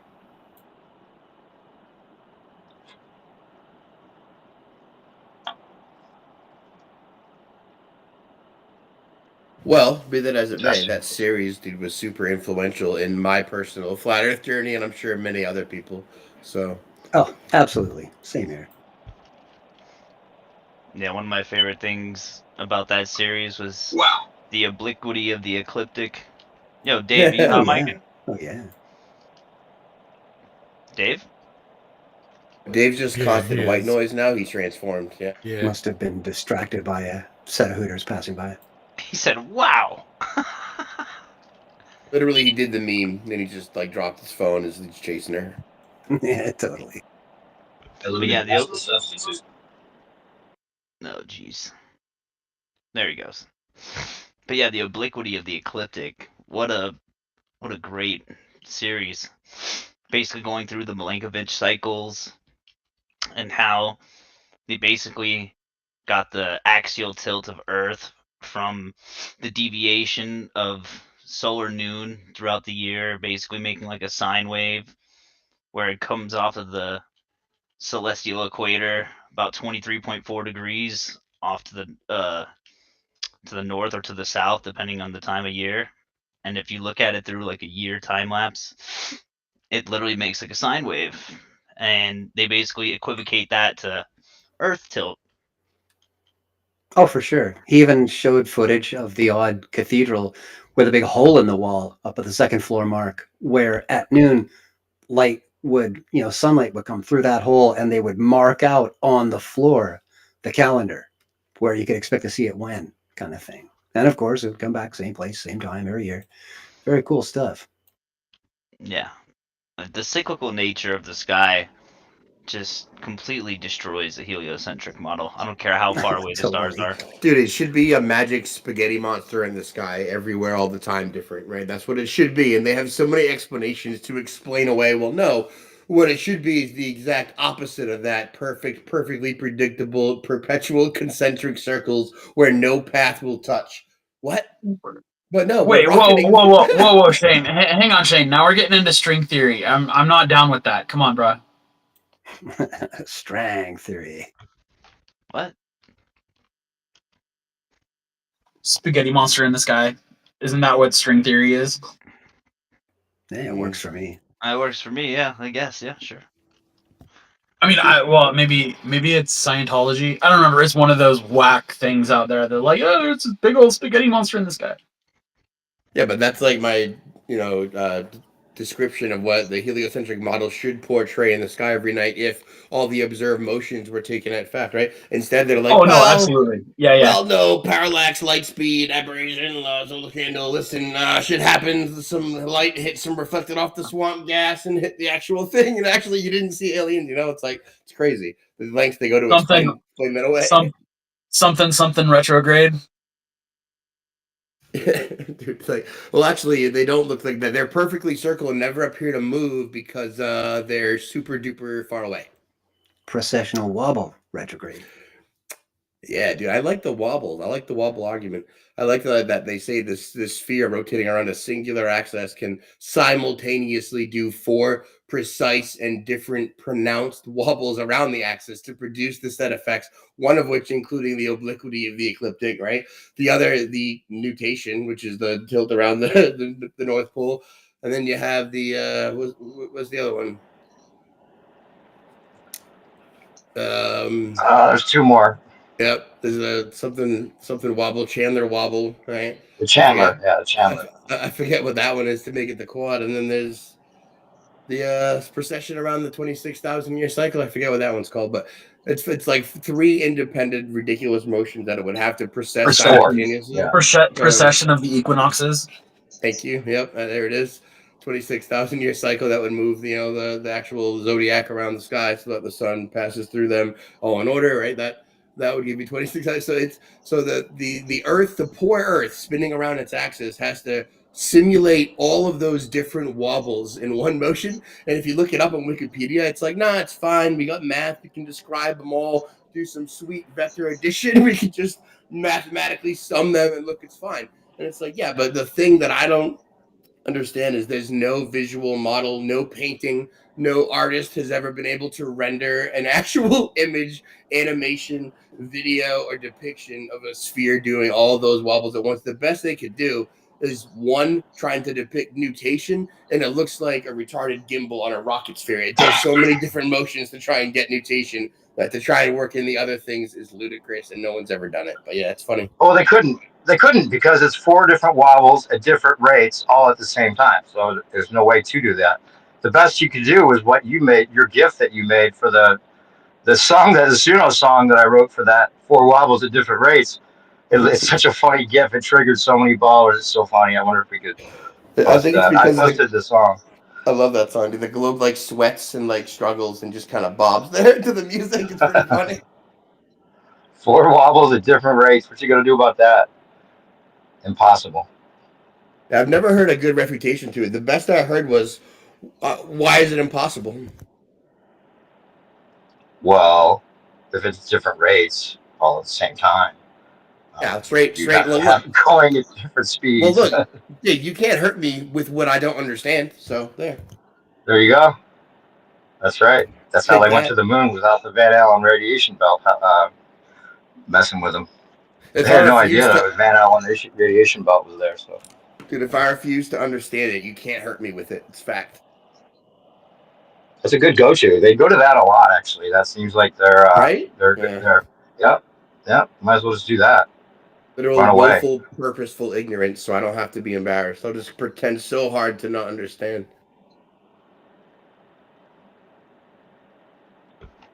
Got to be some kind of. It's got to be bad for your hearing to put your fingers in there so much, you know. Try to explain to me how you get a local a heat source that's 93 million miles away to evenly distribute heat at the tropics, yet keep the poles iced. Try and do that. Well, Yeah, the yeah. distance from the light source actually makes no difference to the amount of heat that it generates on the surface of the sphere. What does make a difference is the tilt and the angle of these definitely supremely parallel light rays. But in fact, it only matters the tilt on an annual basis. The same exact tilt on a daily basis has no effect because otherwise the morning would be super hot and the night would be super cold and no one's ever seen that. But on an annual effect, when they're definitely further away, it's way hotter, dude. That's definitely how it works. Makes total sense. Yay, physics. Totally. They do love aspect, but they also love albedo. But they usually get the cause and effect backwards. That is They how you say say that, that, huh? you know, albedo, Yeah, sorry. ALBEDO. Yep. All Yeah, right. I thought so. it's all about, because it's so white down there that it reflects all the sunlight, so nothing heats up. It's like, no, it's really hot all the time, so there shouldn't be anything white down there in the first place. Oopie. Yeah, Yeah, dude. Heat distribution's a problem. it's a super big problem. It doesn't make any sense. Just picture it this way. You have a roasted ball-shaped turkey, and your heat source is, I don't know, say 20 feet away. Now you have to heat that turkey ball basically at the center, and then make sure that the ends of that turkey ball are just completely frozen still, perpetually, mind you.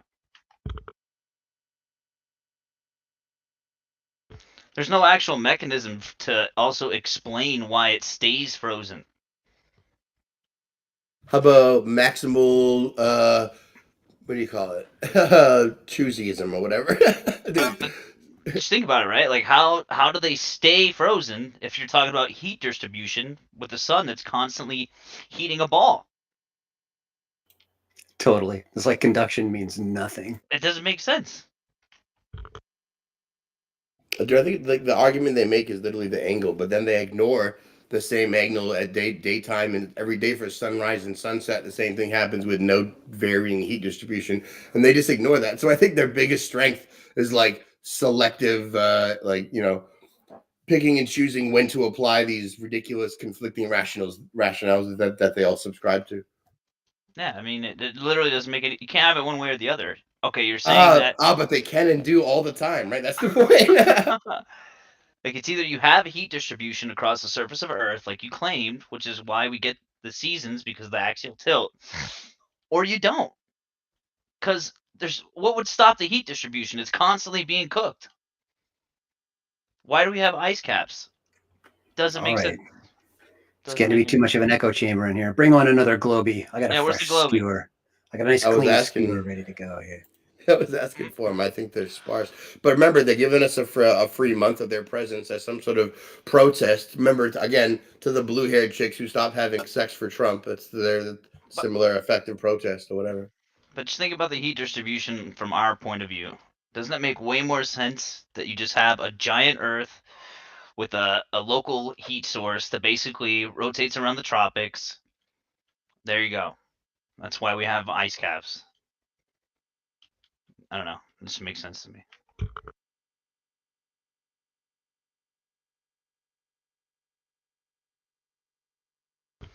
Come on, that's got to be globe bait. What about the 24-hour sun? Somebody surprise me and make a logical syllogism that isn't in affirming the consequent logical fallacy that would result in that observation. My response is, yeah, we're looking at that sun for 24 hours down there, and everything is still covered in 6 feet of snow and ice, and there's nothing growing there ever. Yeah, yeah, that's why 24-hour sun has so much effect. It is super weird to have it so bright and have it affect nothing and give nothing life, right? And do none of what the sun does anywhere else. It's so weird. Symmetry's always been their bane, though, right? The symmetry that they ascribe to a sphere is only present in the sky, and it's a huge pain in the ass for them everywhere else.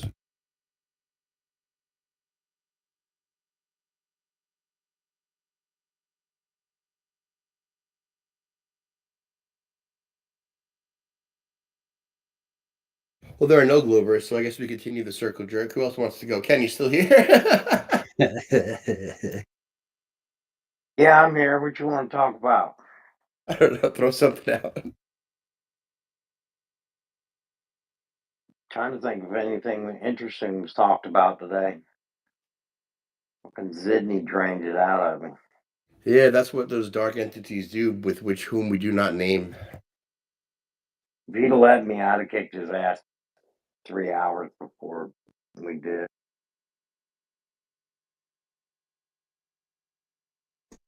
Brian's face, so I'm just co-host. I come up here and hang out with him so I can hear him rant to people. Yeah. You should come on Hey, what up, TikTok cool then, people? How's Brian. it going? Can I get in and say something Hey, about the sun? fresh Globy. What up, Robert? No, not a fresh Globy. I can't help you with that one. No, I'm just bugging. I saw But I your heard link. you guys. I heard you guys talking about the sun. So one of my biggest arguments has been the sun is literally the source of life on Earth. And I believe there is life in the north, and I have not seen evidence of life in the south. And yet I'm supposed to believe now that there's a circling sun down there. Oh, absolutely, and it gets more fully quantifiable than that. It's yet another video I have up on BitChute. So if you guys head over there, just type in "Man of Stone" and the word "climate," you will see my video on climate symmetry, north to south. And I take weather data, temperature data off timeanddate.com for two places, one north, one south at equal latitudes, and compare them. And you find that in their summer months, offset by 6 months, there's about 12 degrees Celsius difference between them. And Globies love to grapple with that one. It's very entertaining. Oh, of course. Did you do a similar one for sunset and like twilight dusk times by chance? Because I'm interested in if that symmetry exists in real life. No, I left that to Jaron. He did that a couple of years ago now, I think, if memory serves, with a buddy in Australia, noticing that there's a lot of asymmetry there for sure. Yep. All right, can you shout out your BitChute channel one more time for me, please? Yeah, just type in Man of Stone, MANOF, Man of Stone. All right, I Yep, appreciate the help. and then the word Ooh. climate, and that one will come up right away because it's a couple of years old. It's very short. Also, I might have shared your Iwarna Awesome. video to the thing right now, so it may be clickable. That might be a way to get there. That was an ass kick fest of a video. All right, y'all keep crashing. I'm gonna go check that out. Enjoy. Yeah, I got a I real just quick posted a question. clip that I was sharing earlier. Oh, go ahead. Yeah, please. No, I just not a Glover at all, but so I had seen Stone's video on the analemma, and one thing that I was noticing as I was going through my whole journey is when we are supposedly closest to the sun is in our winter up north, summer down south, we're traveling the fastest. So if we're traveling the fastest, we should be rotating more to catch back up to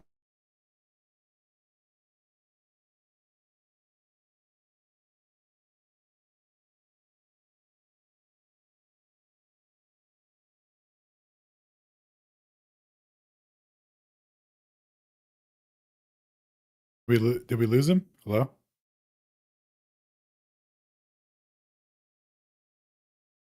Oh, the issue's me, it appears.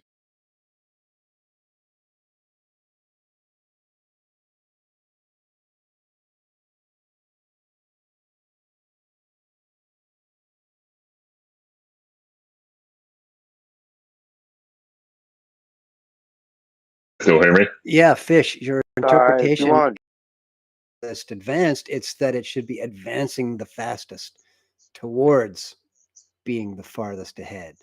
You know what I mean? No, well, see, when you say advancing, that would change our rotation. It's about a But our slope of rotation, change.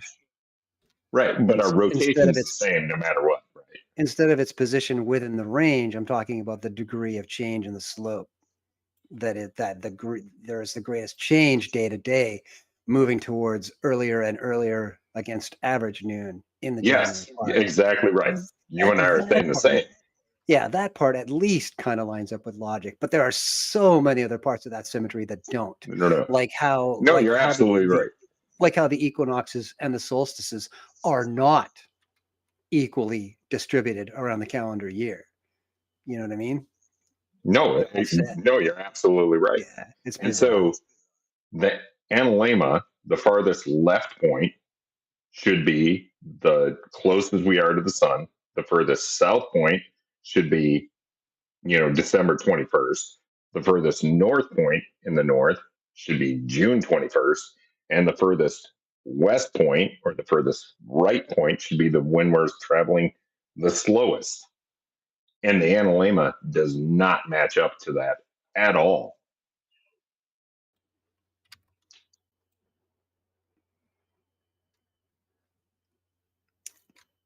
It's the part that's way earlier in that video. It's slipping my mind now that you were talking about it.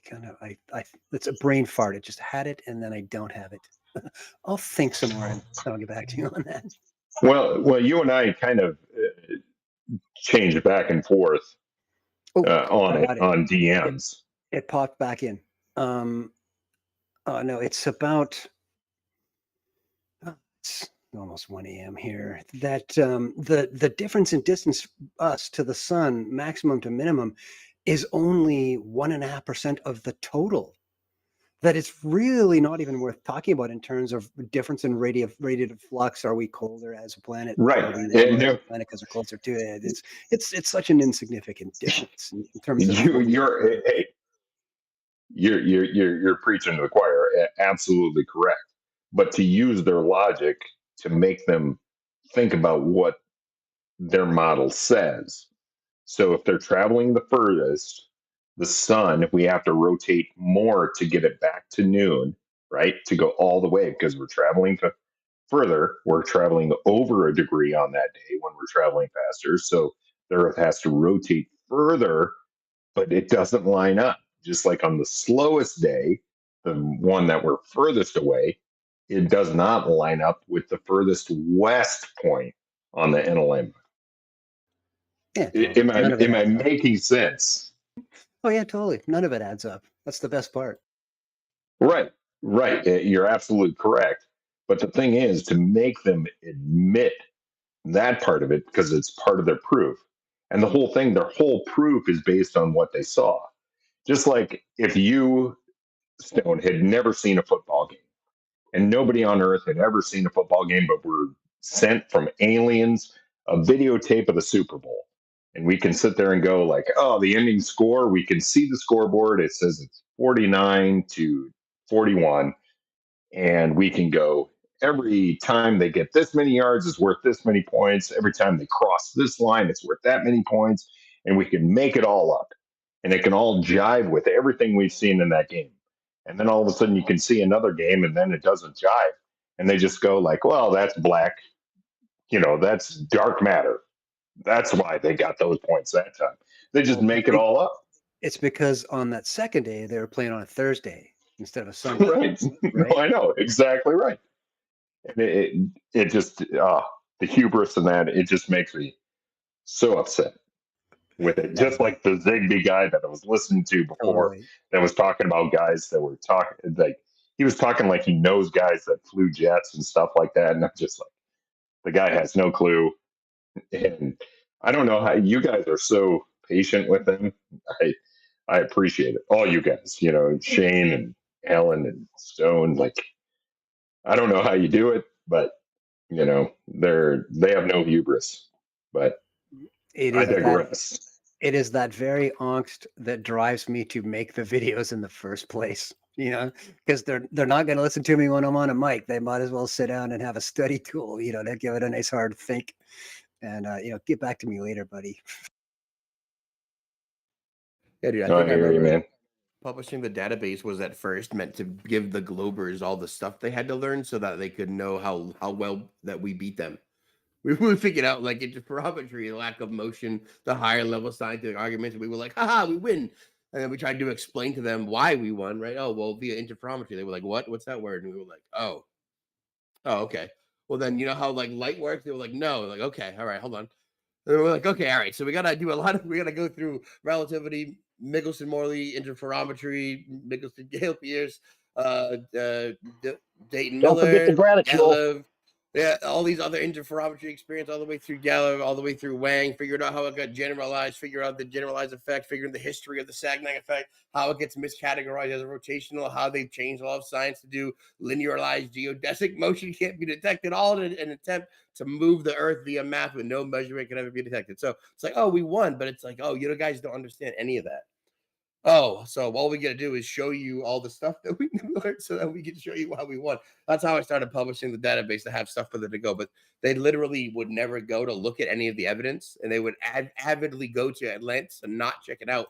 So I had to tailor it for like only flat earthers because that's the only people that go there. I just like to have the record, and most effective I think is the post date, like the BitChute video we're talking about, which is a couple thoughts on climate symmetry, for example, north versus south. I put that up on the 1st of November 2021. It's got about 2,600 views over that time, which is okay. I got just under 1,000 subs for context, and not one comment on that page from anybody about it. Not one. Like usually you got all the trolls flying in with all the globey excuses for this and that and the other thing, but the climate symmetry, not a single rebuttal in all of that time. 3.5 years going by and counting, and still haven't heard back. It reminds me of that Mord one, the one that you posted in Discord again today. Somebody posted about how we're still waiting for a Battle of the Beams rebuttal since October 21st. Yeah, same thing. So nobody what has I meant to ever. Go ahead, brother. No, I was just more one came up, and so I looked down, and we still got anonymous listeners. And I know that Globe Gangsters, they like to sit in Mord One's server and broadcast stuff into there. So there, you could probably say hello to Mord One. You can probably say hello What's to up, Mord Mr. One Sea Lion? Yeah. Dude, shout out to Morgan. Wow. He's trying his best out there. He's a good lad. Yeah, I don't mind him anymore. So has there been any type of rebuttal against Battle of the Beams? Yep, there's been a really resounding chest put forth. Yeah. So the best argument put forward against Battle of the Beams was by Tim Pool, who said that the Nazis had GMO carrots that gave the Nazis night vision. Yeah, that and McLooney Tunes with diffraction. A highly polarized diffraction that preserves the geometry such that it would follow a tangent to the sky, placing it hundreds of thousands of feet above the target.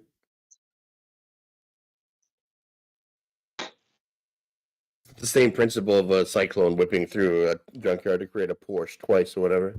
It makes it totally logically feasible. If you didn't understand, he has a book that he pointed to, which has no reference of the things. You should believe him anyway. So yeah, the answer is no. The best refutation. Dude, how crazy is that? Homie pulled out a book, held it up like a shield. Like, when the dragon's about to breathe fire and you hold up the shield to block it because you have a special shield. My boy holds up the electromagnetic book and he's like, and here is the answer you seek. Dude, he Dude, used to do there's something identical. nothing in that book that supports what he said. There's a footnote about diffraction in it. Yeah, I think that's the point, dude. He's just like, I have credentials. Here's a book. He did the same thing with eclipses on the eclipse book, but then we schooled him on that. He just got a new book and started pointing at that.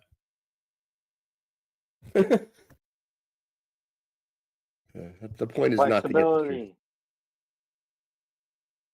Yeah, I can go over a couple of the refutations put forward as of recent. The one guy arbitrarily set a height cap and said, therefore, it won't work on a flat Earth. But he also, in his argument, would destroy any possibility of explaining how it worked on a globe.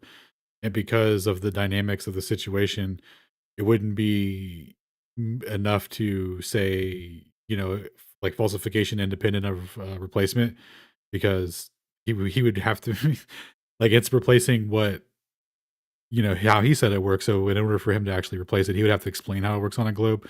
But the explanation that he was giving to falsify how it would work on a flat Earth would also ruin any opportunity he had to explain it. So obviously that's untenable. It's not even like a real explanation. He just arbitrarily set a height cap. I forget how he did it, but it was just based on nothing essentially. And then what was the other guy? Some guy equated it to Wi-Fi, which would be like omnidirectional propagation, which it's not analogous. We're talking about a coherent signal that's created by overlapping beams. And let's see, what was the other one? Yeah, I think that's pretty much it. There's really nothing that really deviates from that. Dude, it just reminded me that the best defense is to aggressively pretend to not understand the thing, right? That's how they do most things. I think Ken was right. Yeah, it is a good defense because it gives the illusion of like, I've publicly answered it, and it's like, yeah, but did you though, or did you just pretended it was Wi-Fi and not what it is? Like, it's not that though. So I don't understand what you think you did. Like, Ah, shit, Brian, you got retarded down there requesting the mic. retarded is very specific, but it seems like it's time to walk the dog. Hold on, That matters not. Our ambassadoress is here. that Miss Liliana, the ambassadoress for Flat Earth and Brushtail Coffee spokeswoman. Yeah. Hello. Probably drinking her brush tail right now. Nah, I don't drink coffee this late. How's everyone? Lily, Hey, Lily. you're actually Kick it to me. contractually obligated when asked if you're drinking coffee to say, yes, I'm drinking a Ethiopian blend of Brushtail. Like, just a heads Ooh, up for the sorry. future. Yeah, no worries. Yes. I'm drinking a Brushtail iced latte right now. Yep, I put a bunch of ice, a bunch of milk, and some unrefined sugar into the Ethiopian Brushtail coffee. Yummy, yummy. Now I can stay up all night with you guys. Hee. Nice. Hey, sorry, I didn't mean for you guys to interrupt the conversation. It was fun listening to you guys talk. But I just wanted to tell you something kind of exciting that happened to me today, personally. Yeah, so I have this, I think I've talked about this mug before, coffee mug. Well, anyways, I use it for water.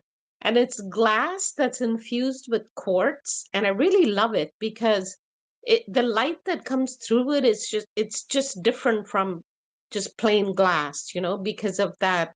I don't know. I think they claim they put 10% quartz or whatever. Anyways, so long story short, so I keep water in it, and I always, it's very clear because I don't drink out of it. I pour it into a different cup, so it stays really like clear. Anyway, so I put water in it and I keep it near the window, and I keep the window a little bit open because it's like in the 30s right now in the Pacific Northwest where I am. There was some snow flurries yesterday. But anyways, it's winter still, and it gets really cold. So I love when the water gets really cold, so I keep it by the window. Anyway, so today, I had, the mug over there, and then it did have water and it was filled. And then I had the window open and 4 or 5 inches, and then I was like, oh, I was feeling a little cold, so I closed it. And it's so interesting because when I first closed it and I was looking at the, window through that mug, it's completely clear, like very clear. And at first it went in the direction that I was pushing the window, like it looked normal. But then once it went over the arc, because the mug is kind of rounded and all that, once it went over the arc, the window looked like it was coming towards me when I was pushing it away from me. Like the white kind of the window pane-ish, the window pane part of it, like I could see it. But anyways, it was exciting because it was kind of like a first-hand view of, because I kept trying to think, like, because when they showed us those pictures of the sun, it seemed like it was going, it was not intuitive, and it was going in the opposite direction, right? Instead of going, what was it supposed to go, clockwise, anti-clockwise, but it was going clockwise or whatever. Anyway, so, and then I was like, oh, now I understand what the meaning of ant-arc means. So it was just kind of like a interesting practical demonstration that like gave, completely made me understand how things could work visually. I mean, I don't know, I'm not claiming that that's exactly what happened, but it just was interesting because I was like, oh, maybe the sun is being reflected on some kind of a, I don't know, for lack of a better word, firmament or whatever, like some kind of a layer, whether it's a solid layer or whether it's just like frozen ice or whatever the heck it is, or frozen gases or whatever.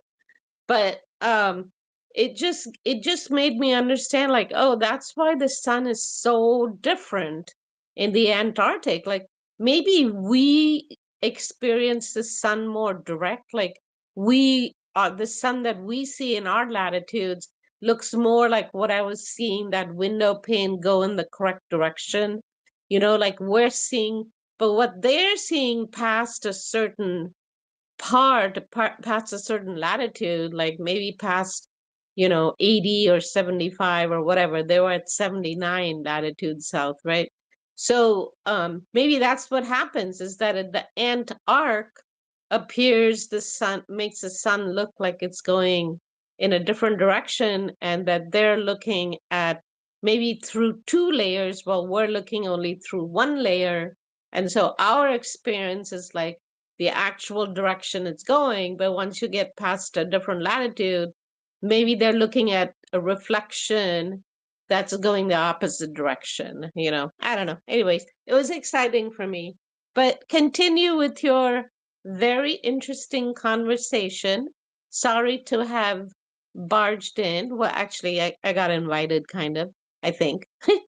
But also, people who are listening or who might listen later, in the purple pill, I put a bunch of names of the people in the flat earth community that we could all support.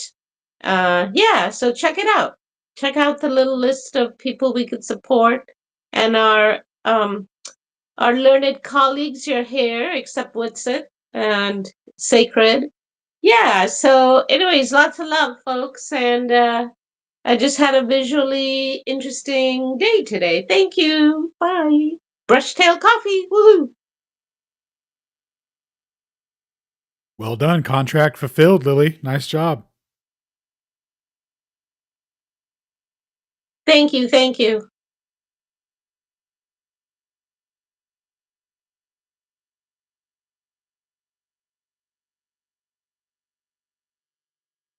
I think I sent the whole room to sleep. Sorry, people. Nope, we're still here.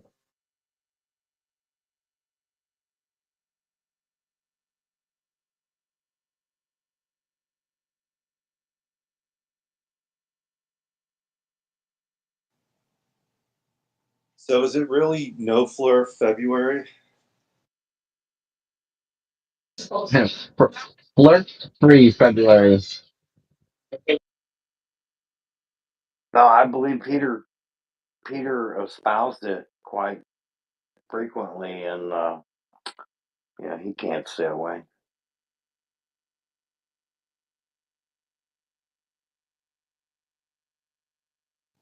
I mean, I'm kind of half joking, but I'm sort of wondering if this has any connection to the USAID.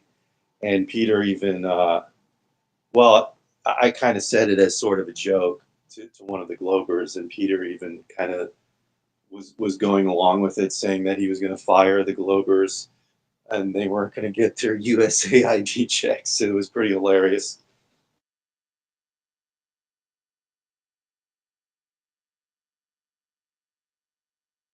But I mean, there's a lot of exciting stuff going on with like Doge and all that. So if you guys want to take a peek at that, it's pretty fun stuff going on.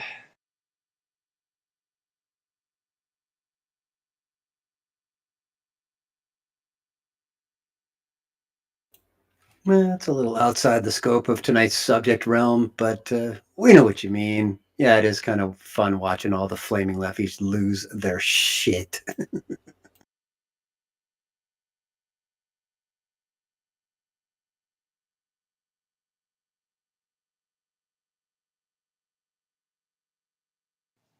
I will Well, say, oh, sorry, go ahead. I just I wanted to say something kind of emotional, but you could go ahead. no, go ahead, go ahead. I can wait, no problem.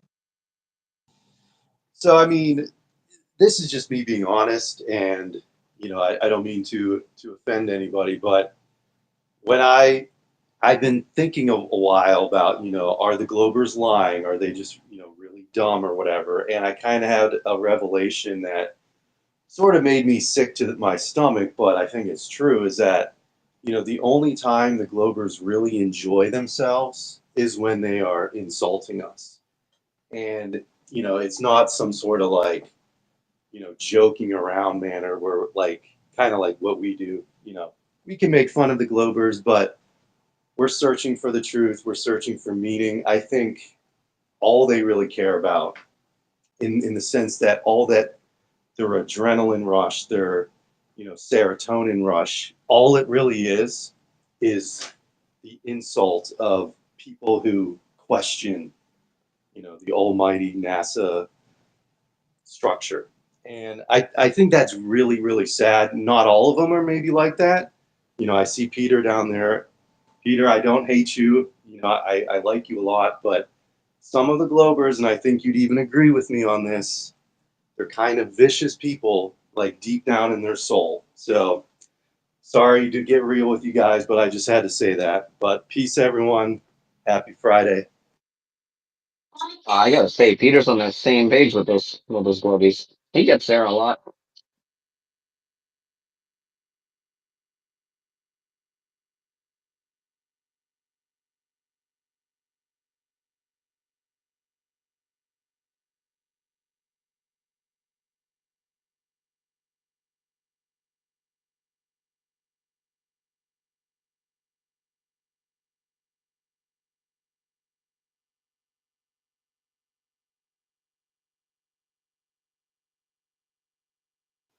But sorry to get so serious. I mean, we should be the opposite of that. We should be celebrating life and not, tearing people down.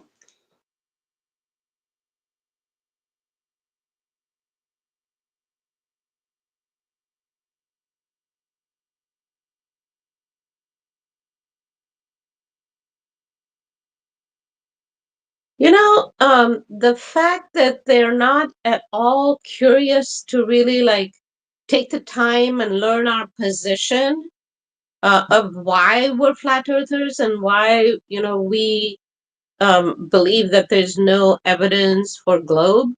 It kind of makes me wonder because I think humans are by nature curious, and obviously they can see by now that we're not just a bunch of toothless morons that, some like inbred hillbillies or something.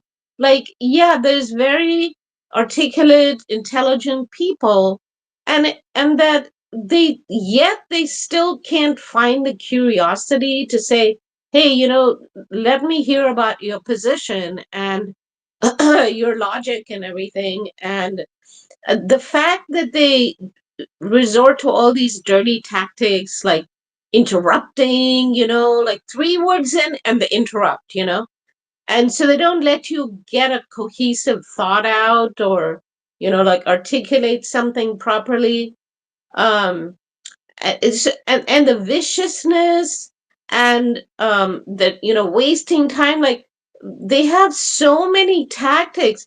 Like I have a hard time believing that people would be that like not curious and sadistic in the way that they treat people with such utter contempt and disrespect, like it really, when I see those kinds, especially the ones that are really good at it and like do sound kind of smart, they do know some of the physics, but they twist things around and then they'll like nail you for like some silly, insignificant thing or whatever, I kind of honestly have to wonder if they're getting paid because you'd have to be really sadistic and to the point of like mental illness to spend that much time, energy, and, and not be curious at all.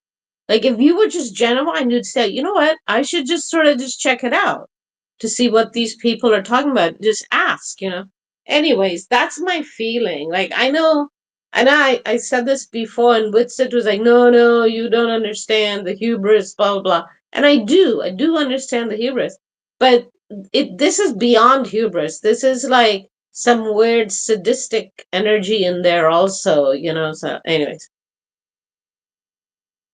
Well, I kind of agree with you. I would differ on the fact that I think not all of them, but I think some of them actually do hear what our position is, and I think they understand it. The problem is they can't accept it. They have to find some way around it. You know, they'll deny just about anything. But And Ken, it's so not even, sorry, Ken, they're not even denying like their own personal position. They're like basically defending some dogma that they were taught by people, who died, scientists they never knew.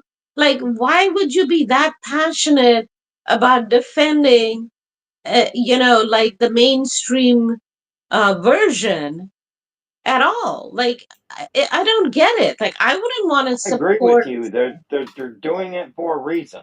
Okay, I agree with your reason. I'm just saying I think some of them actually do know what our position is and how solid it is. I mean, you know, we've got guys that are putting out stuff that nobody's really refuting. They'll say that they're in it for the grift or they don't know what they're talking about, but nobody literally comes out and ever says, "Oh no, no, he's wrong, and here's where he's wrong. This is what he said here." Right? That's a reputation, and This is and where they're I not making the reputations; they're making excuses. They're obfuscating. this is where I whip out those same 2 words I always whip out. Ego prevents, and in this case it prevents them from changing their position at all ever.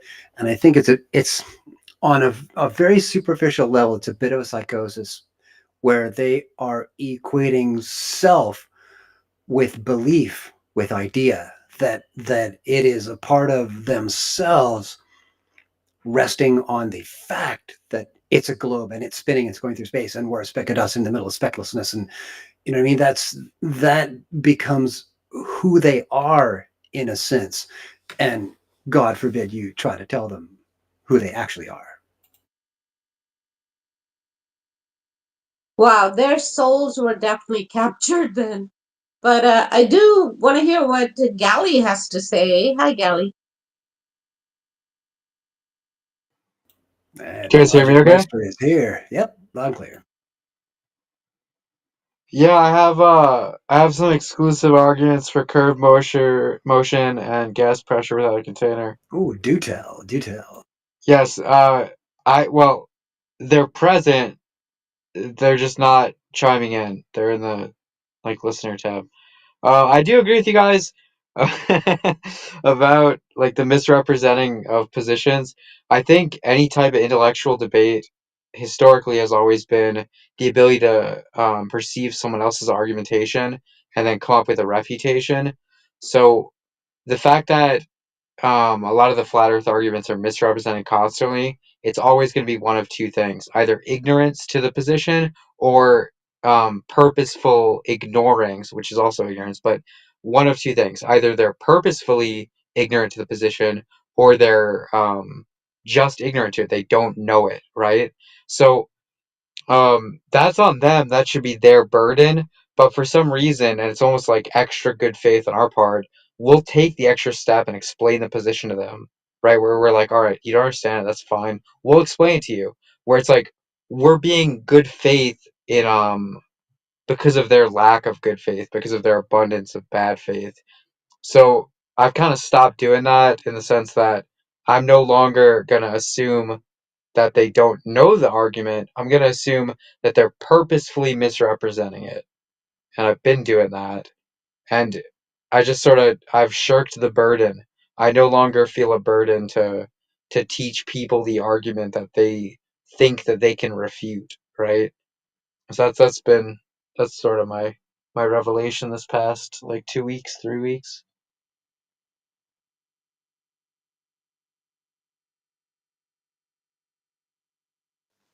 I think it's also that like just sort of having sympathy for them.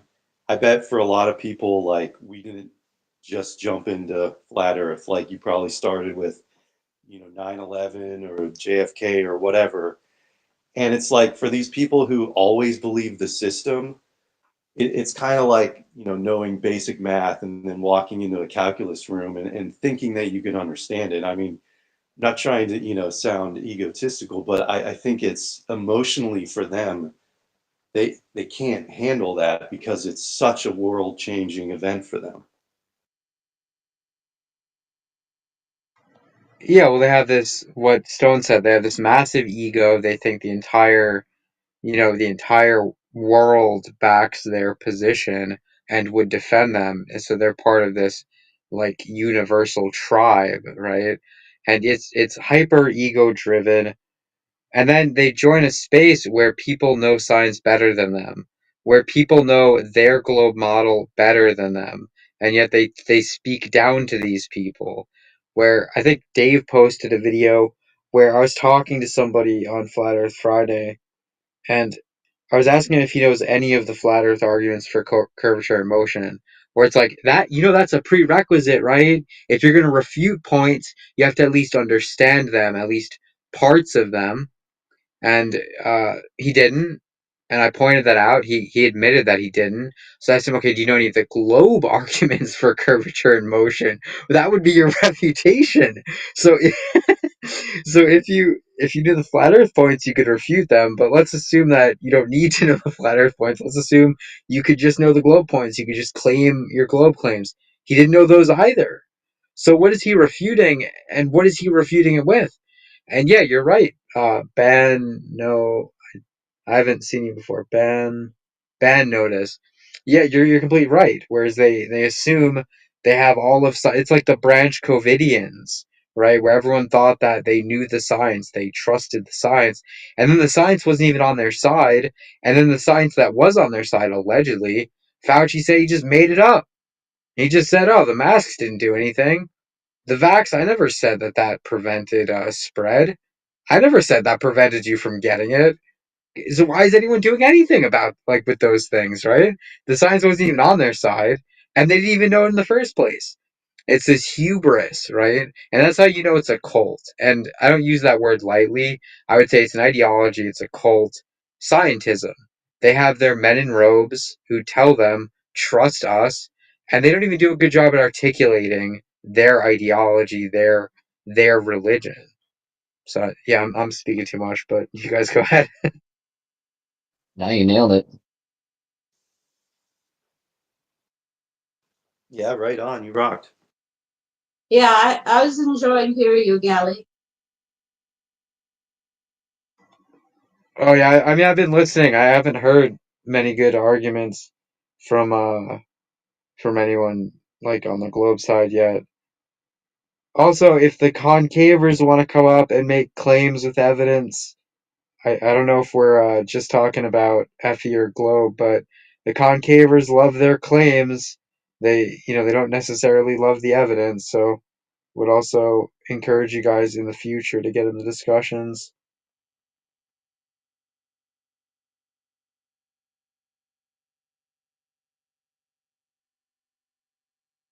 Yeah, the concavers are kind of silly. I mean, whatever they're doing.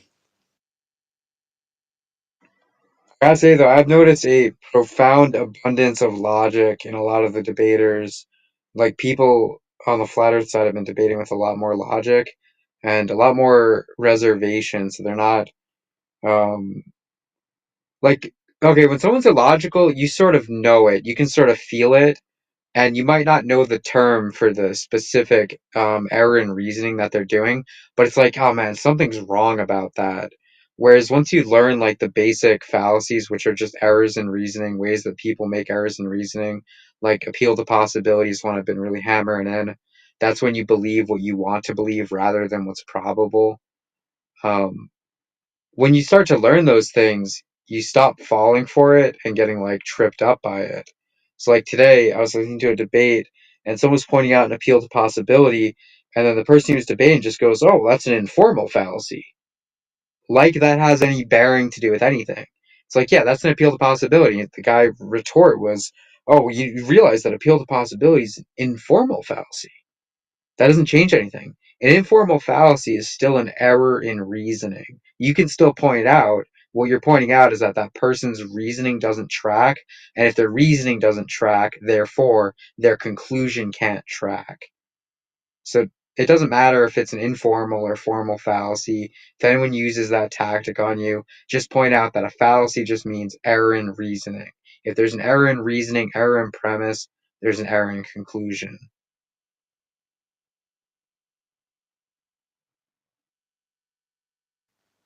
Yeah, it's a lot harder to do that against the flat Earth side because if you say, the Earth's flat, therefore it's flat, you have a pretty hard time of finding the logical flaw in that statement. The Earth's flat, therefore it's flat. I mean, that's circular reasoning. There's a Well, if it's measured flat, then that would be like, you're actually basing it off of.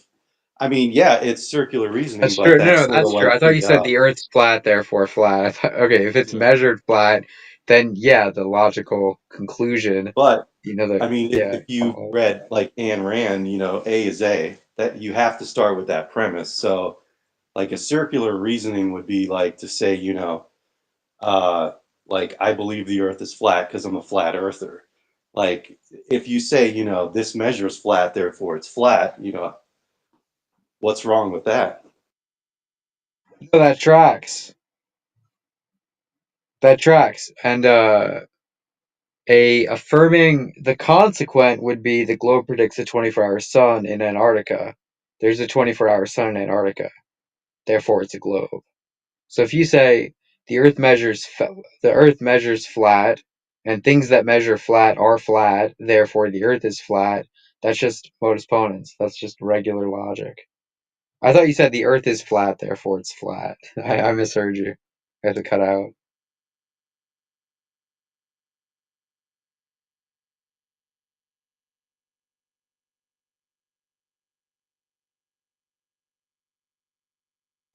Yeah, but I mean, I was just sort of getting to your point that if you try to break flat earth down into like a logical fallacy, it's pretty hard to do, and it's a lot easier to do it with the globe model to point out the logical fallacies. So that's yeah, all I was pretty much saying. Yeah, there's a lot of special pleading with the globe model. There's some with the like new flat earthers. So like the new ones will say, I don't feel motion, so therefore there is no motion. Right? That doesn't necessarily mean there is no motion. That's not a good argument because the globe doesn't say you would feel motion if there is motion. So you're not like falsifying their position. It's like I don't feel motion, therefore there's no motion. I don't see curve, therefore there is no curve. That's like your subjective thing. Whereas if you say, I don't measure motion, therefore there is no motion, that's different than, like, because if it was a globe and if it does move how they say it moves, you wouldn't feel motion. And if it was a globe and if it is as big as they say it is, you wouldn't be able to see the curve unless you're X amount up, right? So like that part is where some flat earthers, the amateur ones, they'll get into that, where it's like what you see and what you feel is not always the it's not empirical measurement. That's for certain. Yeah, the Globers like to ignore, though, that accelerations also change in direction, which they can't avoid with all the different movements that the planets are doing. So you would kind of feel it, I would think. They're trying to claim that you wouldn't, though. Yeah, I know that actually has been one of my quote unquote amateur arguments, Gally, that we can't feel any motion at all. And I don't know that it's totally amateur because they're telling us we only feel motion when there's change in velocity. Well, there is changes in velocity. And then they'll say, oh, well, it's too gradual and too little percentage wise to actually feel it. But the point is that all our other senses, like they'll say, oh, well, there's certain sounds you can't hear because the way nature designed it, it didn't want you to be overloaded or whatever, right? So yeah, okay, I get that bit of the logic, but it's not like we don't hear any sound at all. It's not like we don't see any light at all. We do see part of the spectrum, even if it's the tiniest part of the spectrum, we do see something, right? So even if most of the spectrum is hidden from us, we do see some. Even if most of the spectrum of sound is hidden from us, we do hear some. Why is it different with motion? That's my question. And they've never been able to answer it satisfactorily. Like yeah, granted, their position is we're not supposed to feel motion. Of course, they're going to say that because we don't feel motion. But the point is that they are going against their own, known physics laws, which would be that, yeah, when velocity changes, we should feel it. And how can you say anything is too gradual? We should be able to feel it anyway, because our sense of, feeling movement is very, very acute. I would say it's even more acute than vision or hearing. Like, look, whenever there's even a small earthquake, people can really feel it. So I don't know that that particular argument is all that amateurish, because if all these different motions are happening at the same time, like, we should have been able to feel at least 0.1% of it. Why is that the only sense that we don't, have like zero sense of it? To me, that's bogus. And that is the scientific term. Well, for the motion argument, why they claim they don't feel motion? Because they say it's a very small amount of motion relative to the thing that you're on.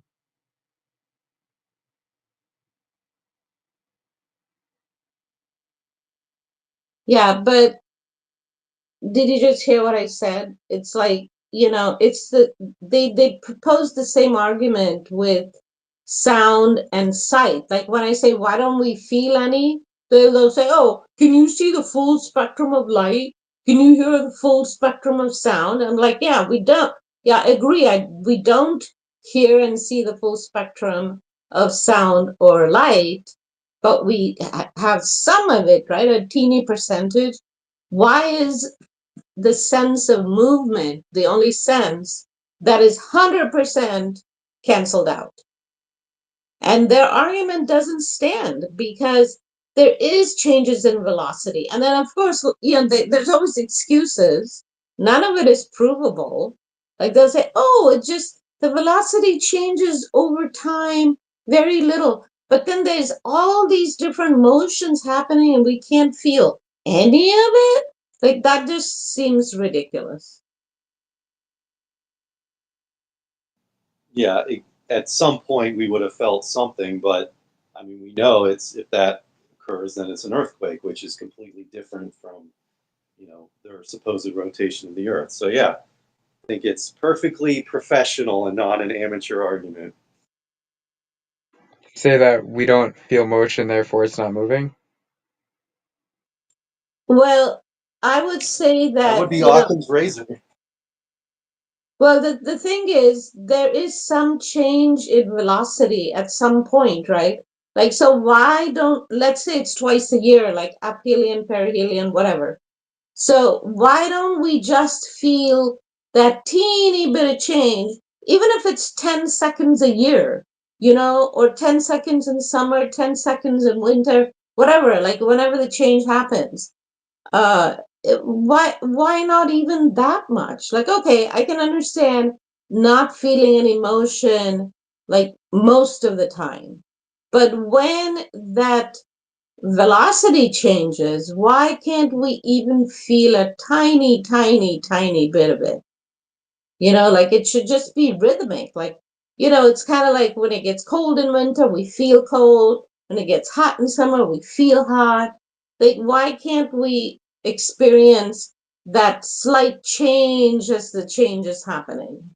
How little would be too little for you not to feel it? What do you mean? How little of motion or velocity change would be too little or too minute for you not to notice you feeling it? What's your threshold?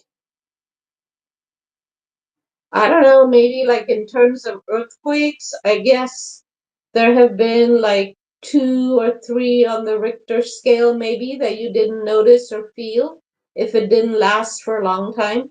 But I think like anything above 3 on the Richter scale, people can feel it. So I what mean, they say is that the Earth moves as well as the atmosphere, and we're in an enclosed system that's also a gradient, right?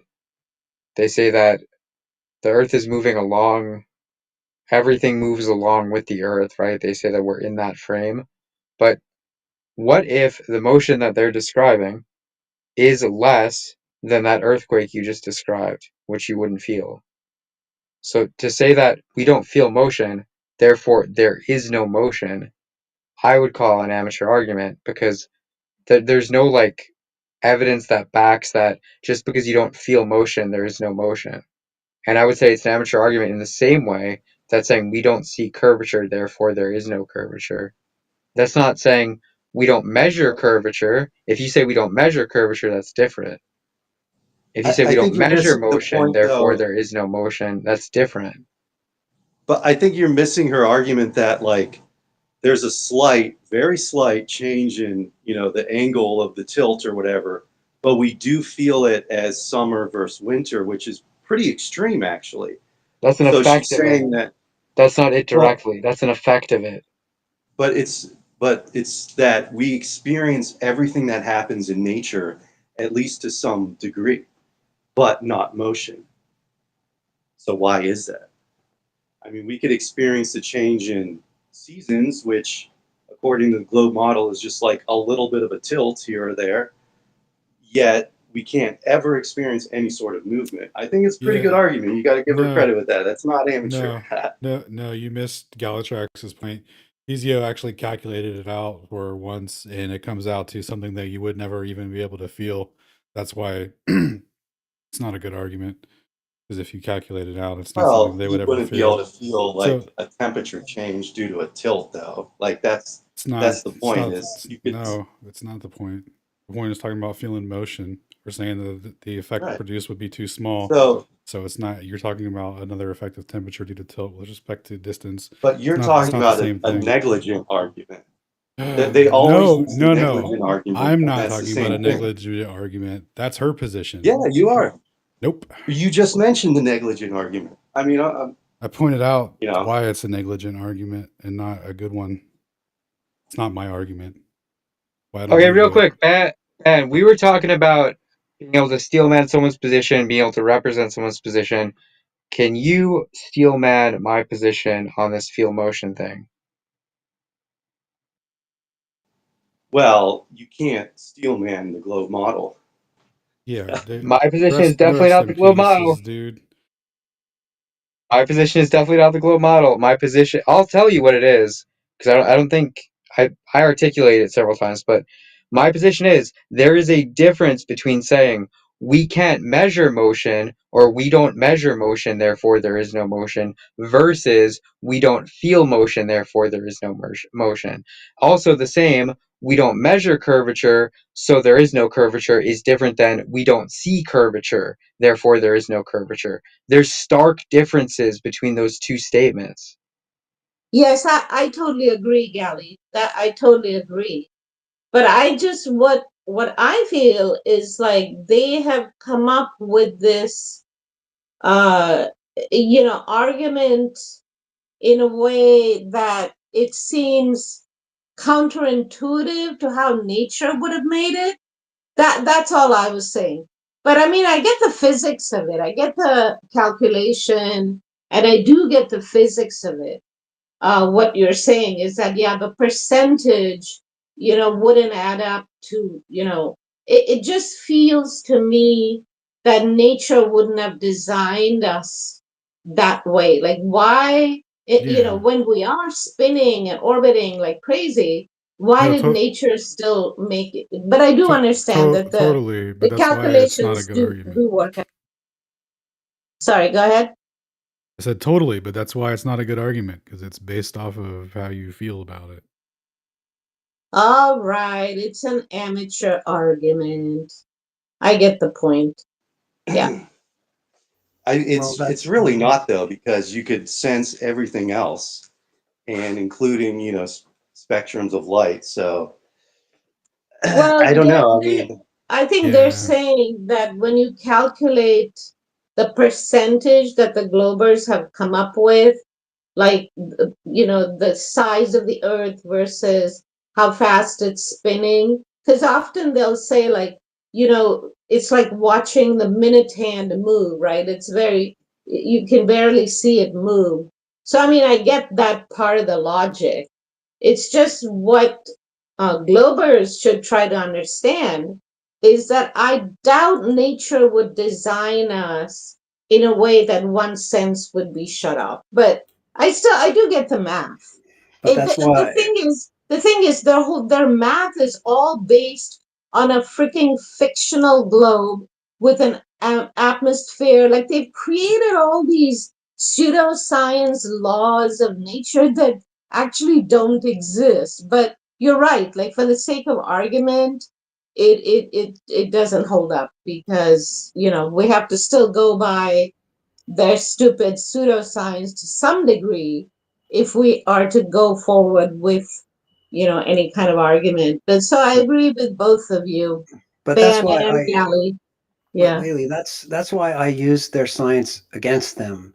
When we use the centripetal acceleration that keeps us in orbit around the sun, that there is a lateral acceleration, and it is slightly oscillatory, but it averages 2.1 centimeters per second per second. That's an acceleration that we should witness in something as simple as a lake, a local body of water. You know what I mean? Where it's a couple of miles across, and you have these perfectly flat specular reflections of, say, a mountain on the other side of the lake, because it's absolutely flat. But more so, everybody talks about the Coriolis force and how it's going to affect how a bullet travels and things in the air. Well, what about the water? The Coriolis force seems to have absolutely no effect on a lake bed, and that this average of 2.1 centimeters per second in acceleration is just an average figure. It goes up to about 3 and it goes down below that, as the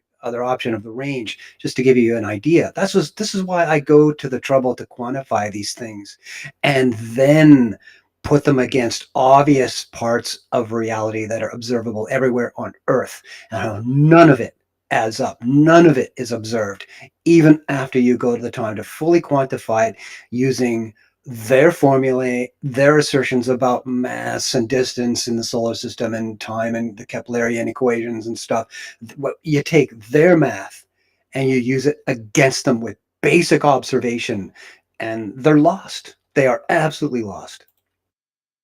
Yeah, excellent, excellent 100% agree argument with to you, write. Stone.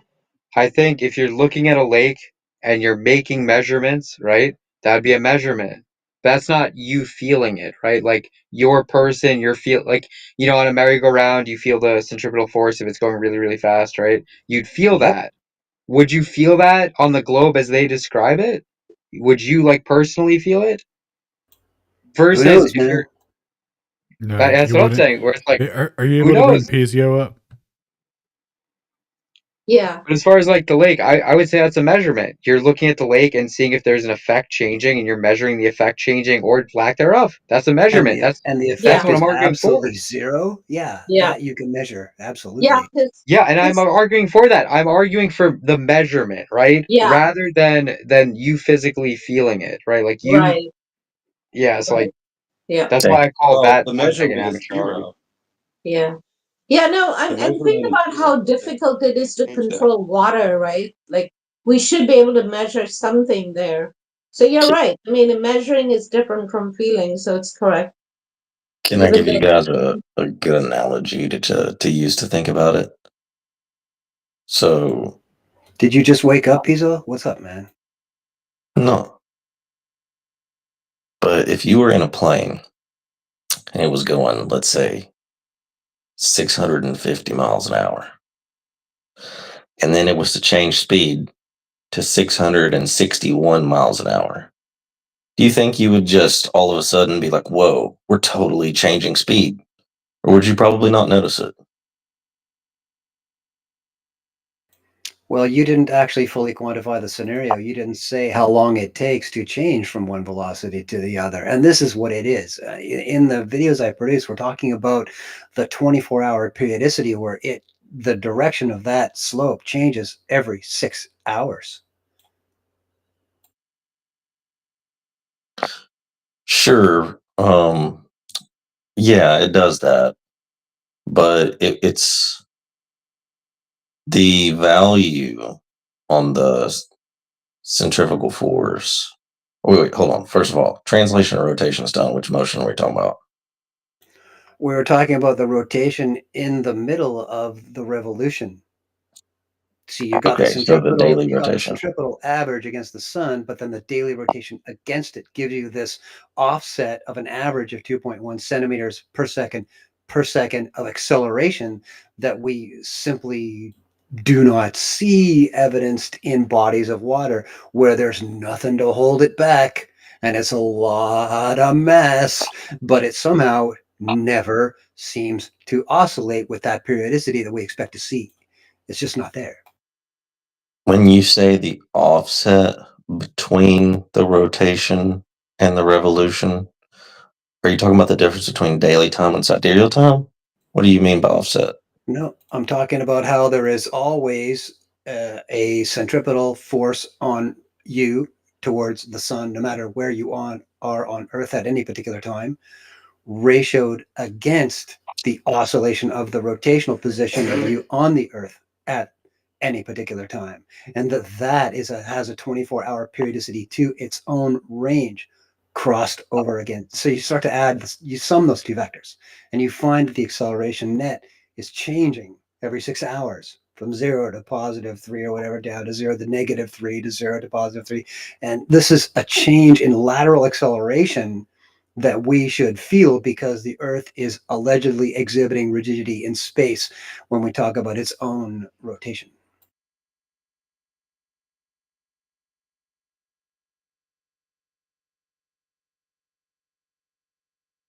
I'd have to think about that. I've only ever done a calculation for the actual Well, just rotation.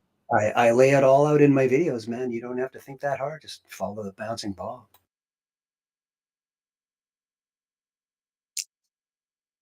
Yeah, but that's fair. I'm just saying, like, I'm still trying to visualize like this scenario when you're talking about this offset. Because Well, you're saying every 6 hours, your mhm. direction with respect to a fixed XY axis, for example, in space, with your orientation towards the sun changes, right? Yeah, Because of the your rotation. orientation. Yeah, your orientation to that centripetal acceleration towards the sun, which is holding the Earth in place in its orbit allegedly around the sun. Your actual rotational position on Earth is causing the net acceleration you feel laterally relative to the ecliptic plane to be oscillating with 6 hours in each phase. 4 phases total for 24 hours, right? Yeah, how is that different? Because it sounds like you're pointing to the fact that because you're rotating, your orientation with respect to the sun is changing. How's that any different than just regular old centrifugal force? Well, the centripetal force is the one that's holding the Earth in orbit around the sun and keeping it from just going on a straight path away from the sun, right? That's the quote gravitational attraction that's always there between the Earth and the sun, regardless of your position on the Earth. Then there is your motional vector on the Earth as it rotates. You have to add those two together, and there is a 24-hour periodicity to that. It's a sine wave, and there are 4 phases to that sine wave, just like any other. And each phase lasts 6 hours, and you cross the zero in acceleration in terms of what you're adding or subtracting from the common unchanging centripetal force towards the sun. Just check out my thoughts on Earth's spin, thoughts on the moon, and a couple more thoughts on the moon, and it'll all become very clear and fully quantified. Are you like saying we treat it like simple harmonic motion with like a wheel that's like rolling, except in this case it's just rolling in place because it's not actually on a surface, but it's spinning? If the wheel were thought of as horizontally oriented, as opposed to typically how we think of vertically oriented wheels Right, on right. vehicles, etc., right? Yes, then it's somewhat like that, yeah. Okay. So I think the It's equation for like that your wheel side. is on. It's like your wheel is on a merry-go-round, and the wheel's axis is vertical, just like the merry-go-round's axis is vertical, right? Yeah. Well, there you go. Just add those together. Okay. Hmm. You want to put a link to your bid in the jumbo? Just there's a few up there already to my BitChute channel. Just check out my couple of thoughts on Earth spin and my thoughts on the moon, and a couple of more thoughts on the moon, and you're ready to go. All right. And frankly, I'm surprised you haven't watched them yet. Yeah, don't spend a lot of time watching vids, man. I stay pretty busy. Your mistake.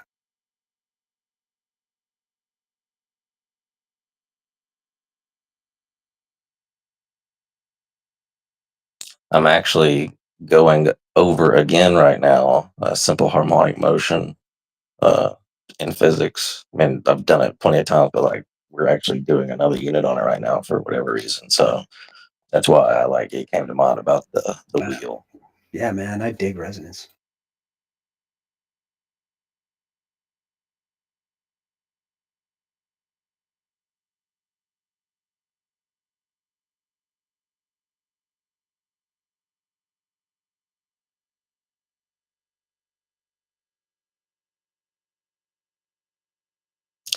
So this, let me ask you this: this motion, because you know, the we're sitting on the edge of this wheel, which is the Earth, and as it spins, right, we're constantly changing our direction, which is creating this centrifugal force, right? And we are just to try to recap it, we're subtracting that from some other force. Let me take you back to putting your bicycle wheel on a merry-go-round, and the axis of both of them is vertical, right? So the merry-go-round axis is vertical. Just forget that there's gravity pulling you to the ground. That's not the relevant part. That's just what's Right. making it so you can sit on the bicycle wheel. Right. Okay. So then when you're sitting on the side wall of the bicycle wheel, or even on the tread of the bicycle wheel, it is the bicycle wheel's mass that's holding you to the bicycle wheel, sure, but the bicycle wheel is spinning at, say, 20 RPM, and say the merry-go-round is spinning at 2 RPM, just to put them in a rough order of magnitude congruence there for scale, right? Okay. That you would be adding, like, as you, let's say that the 12 o'clock position on the wheel is in the direction of the merry-go-round's spin you tangentially, right?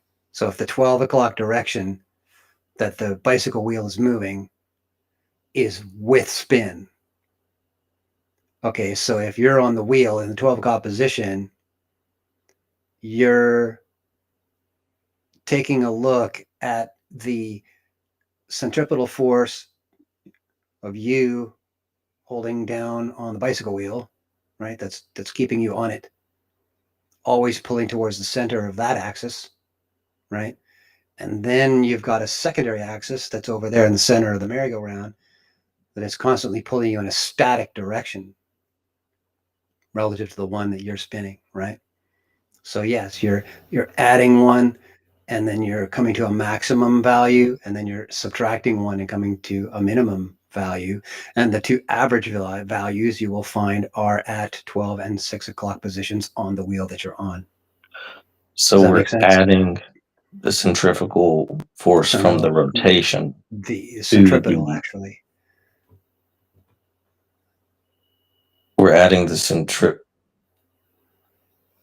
Have a peek at the videos. You'll get it. It's simpler than you think. No, it was just a quick. You're adding the force from the rotation that we would feel to the force from the revolution around which we're adding it to what? I'm just asking what the second force is. There's actually a net of 4 forces involved here: the centrifugal pair and the centripetal pair. And that's what I address fully in a couple more thoughts about the moon. But I recommend that you watch Earth spin and a couple thoughts about the moon first, and then watch a couple more thoughts. That's chronologically as I produce them as well, just to follow you through all of the logic train and all of the relevant figures involved. That should give you a nice clear picture. Word. Thanks, man.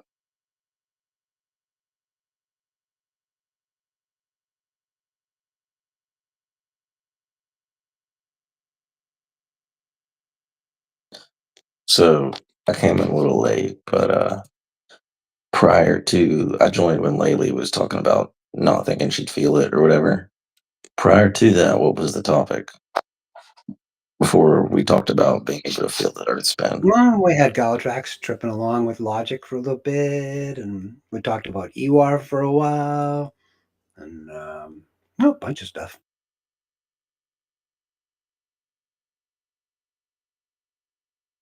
Any globularists come in here? I think we did have one for a while. You can always bug over to Alan's stream and review. No globularist tonight, brother. Just some guy pretending. And then he left. Oh, he did? Okay. Yeah, I wouldn't go back just to listen to Zidney. No, wait, that'd be a waste of your time.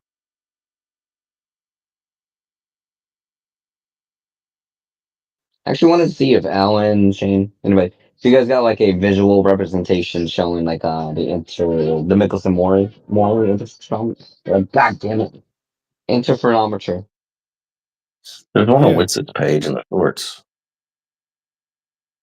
Is there? I'm putting together a post. I'm just doing one for each day of this floor-free February, just to piss off the Globers a little bit. Do you have a short for it, Alan? Why don't you check out my song? Check out Light Propagation on BitChute, and that might give you a few things. On yours? Yeah, that might give you a few things to talk about. It's a pretty cool video. Actually, what about Telegram? I got you on Telegram, Stone. Anything in there? Yeah, it's all on my very own channel. If you're into the Stone Cold Truth channel, you'll find the invite link up in the tagged posts. Perfect. I'll check it out. Pinned messages. That's what they call them. Yeah. He'll be up there.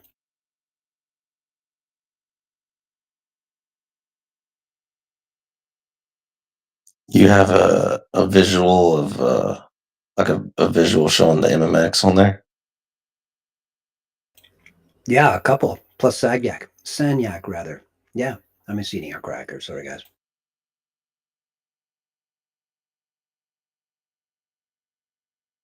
But yeah, you do have like 3 or 4 in there. What's it called again? Yeah, it's called lap Lap propagation. propagation.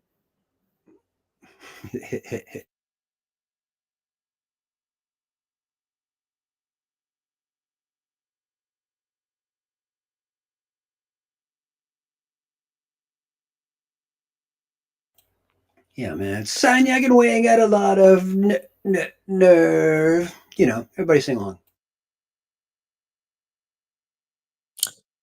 Yeah, man. I tried to talk to what's his face today? Blitz. I'm sorry to hear that. Yeah, it was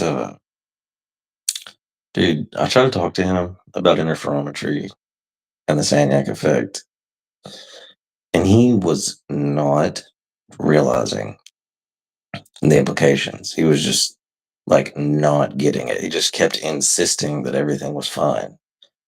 But he literally said, check this, he said that the reason that MMX did not produce a friend shift is because the device or the intersection point, whatever, was not moving with respect to the lab frame. That's what he said. So their device wasn't moving with relative to the lab, therefore it didn't make a friend shift. I'm like, bro, you know that that's our position, right?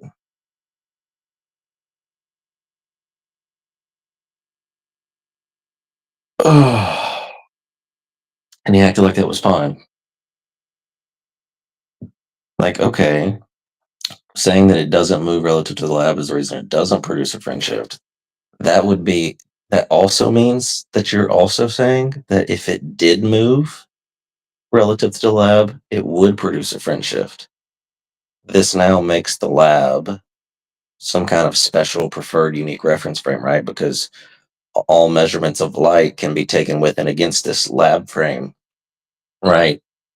And, you know, it would also mean that since the Earth's moving through space, it should also produce a friend shift. But since it didn't, and that's the entire point of their experiment that everyone likes to talk about, what are you even saying, dude? But you just like, oh my gosh. He was having a space on atheism and how cool he thinks he is for being an atheist and how he thinks that, you know, God's a myth and stuff. So literally making mockery names for God and putting like a flame aura around himself on his stream and like all this stuff. It's just like, okay. Why are so I just don't understand why so many like quote unquote intellectuals and PhDs within this space of like physics and cosmology are like that, dude. It's like nihilism is like a drug or something for them. It is a drug. It pacifies them. If nothing matters, you don't have to be morally accountable. If there's no objective morality, there's, this thing isn't wrong, you could find a way to justify it not being wrong, right? So it is a drug for them. It's a way for them to justify doing whatever they want all the time. This man tried to tell me that quantum mechanics predicts that prior to the Big Bang, you would be able to have a universe taking place without time, but evolution would still be happening. And I'm just like, all right, bro, like we're off in You like remember you Sonic land, asked right? him for that? You asked him for exclusive evidence that God doesn't exist, and he said, well, actually, quantum mechanics. Dude, yeah, just uh at some point, it almost feels like you could take like a 30,000-foot view and zoom out, and it's just like conversations of kindergartners on the playground, just through like the lens of adults, right? Like if you were like standing in the shoes of like God, or not God, but like, somewhere on a heavenly level like that, you'd be looking down at a bunch of kids just arguing about nonsense. Like over here with this fantasy story, talking about how, hey, in a lab, we can shoot particles around really fast and measure what they do and take all these measurements within time. And that'll lead me to this idea that we could have a world existing outside of time, just going and going and going without time. It's, it was his entire position was a giant hour-long appeal to possibility. Yeah, again, that's what someone wants to believe and not what's probable. It's not abductive. Right. And if it okay, so if it wasn't important to them, if denying God wasn't important to them, they wouldn't have to jump through such lengths to do it. They wouldn't have to justify it with such hoops, right? So it You mean is like, really very important. And that's why agnostic is a more tenable position. you mean like having spaces every other day about I'm an atheist, God's a myth, convince me otherwise? And then having animations of you burning in flames. Yeah, it's pretty extra. Yeah. Can't even lie, bro. I mean, I also agree, just from a purely intellectual, logical point of view, atheism is not very tenable. Admitting that you don't know is a lot more tenable than that. Atheism is literally untenable because you have to say that you have empirical evidence that something doesn't exist, and it's absurd to have empirical evidence that something that you couldn't have empirical evidence for doesn't exist. It's an absurdist view. Atheism is just people wanting to be edgy. They have whatever religious trauma. They either didn't understand it or someone forced it on them at a young age and they didn't like it. Whatever reason they have, they're denying, you know, something that they can't deny. They can say, I don't know, which is reasonable, but to say, I know that it's not this is unreasonable. Atheism is the most untenable position. So, if you make the claim God doesn't exist, you have a burden of proof. What's your proof that this thing doesn't exist? I think you're right, and I also think that um, you know, they think that if they can manage to invent a quote unquote plausible alternative, some possibility outside of God, then that gives them an excuse to not have to believe in God. Like, oh, I don't have to believe in him because this other thing could potentially be true, right?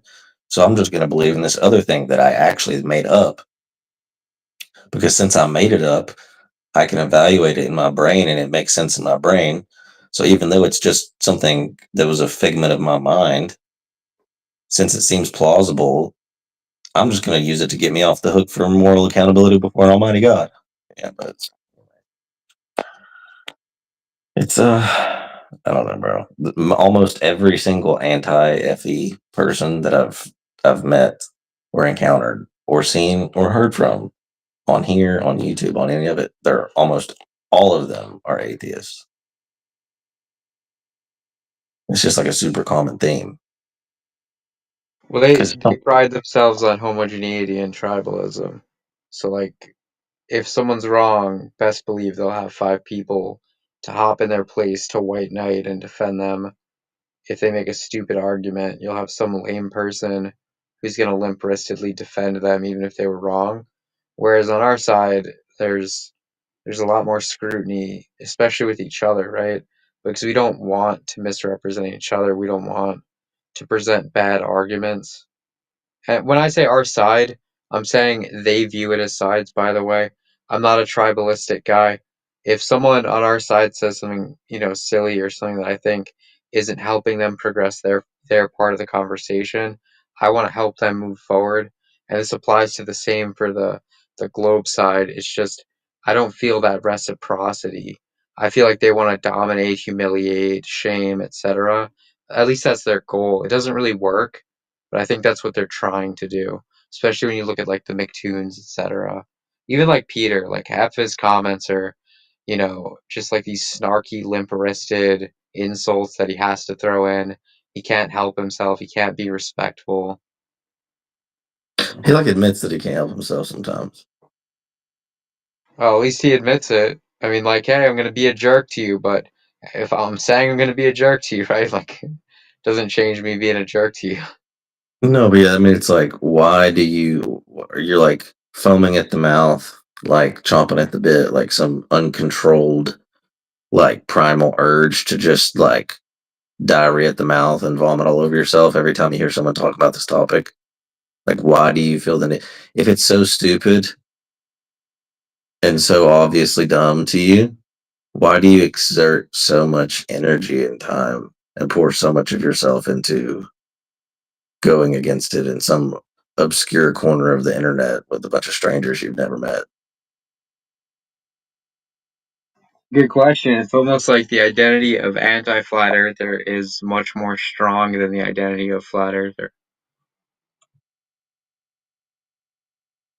I mean, like, I know why I do this, right? It's like for the benefit of people, right? Like, I think truth is inherently important, inherently beneficial, and I want to point people to truth.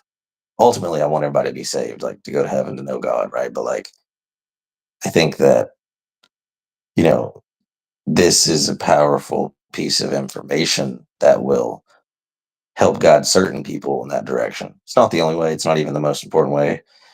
You know, I go about it in many different ways, and in my regular everyday life, it almost never involves this part. But I think this is one angle that is important, and so I do put a percentage of my time into this angle, and it's for the benefit of others. But the anti-FE people, bro, like, what is your purpose? What is your benefit from so staunchly, like most of the time, half psychotically or unhingedly, like decrying this idea? You know, like, what are you getting from it? Galatrax, you told us earlier. Remember, I asked the same question earlier, and Galatrax said that their identity is woven in with this globularism. Tell him, Gally. Yeah, well, their identity, I mean, regular globularists are just regular people, right? But anti-flat earthers are a subsect of flat earthers because their identity depends on flat earthers. There can be no anti-flat earth without flat earth, right? So their identity hinges on that, right? And then that hinges on flat earthers.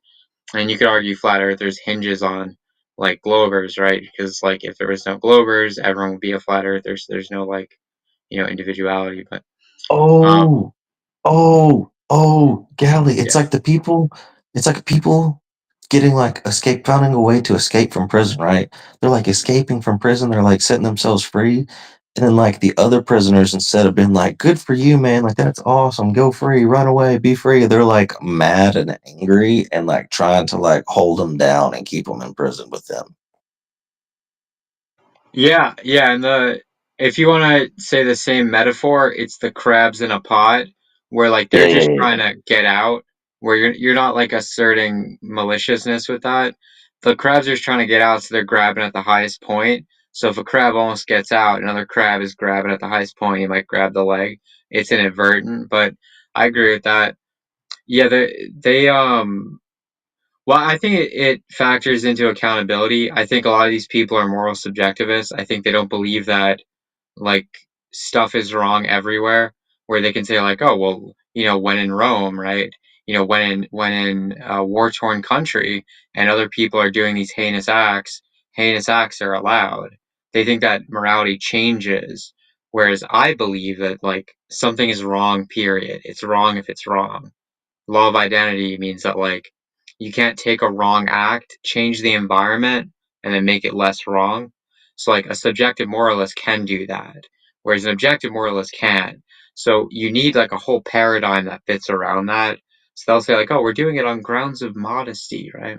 But they're not. They're doing it on grounds of the opposite of modesty, where modesty is accepting that, you know, you were created for a purpose. Immodesty is saying like, well, it's all random cosmic coincidence. I don't matter. No one matters. My family doesn't matter. Like I can't know anything.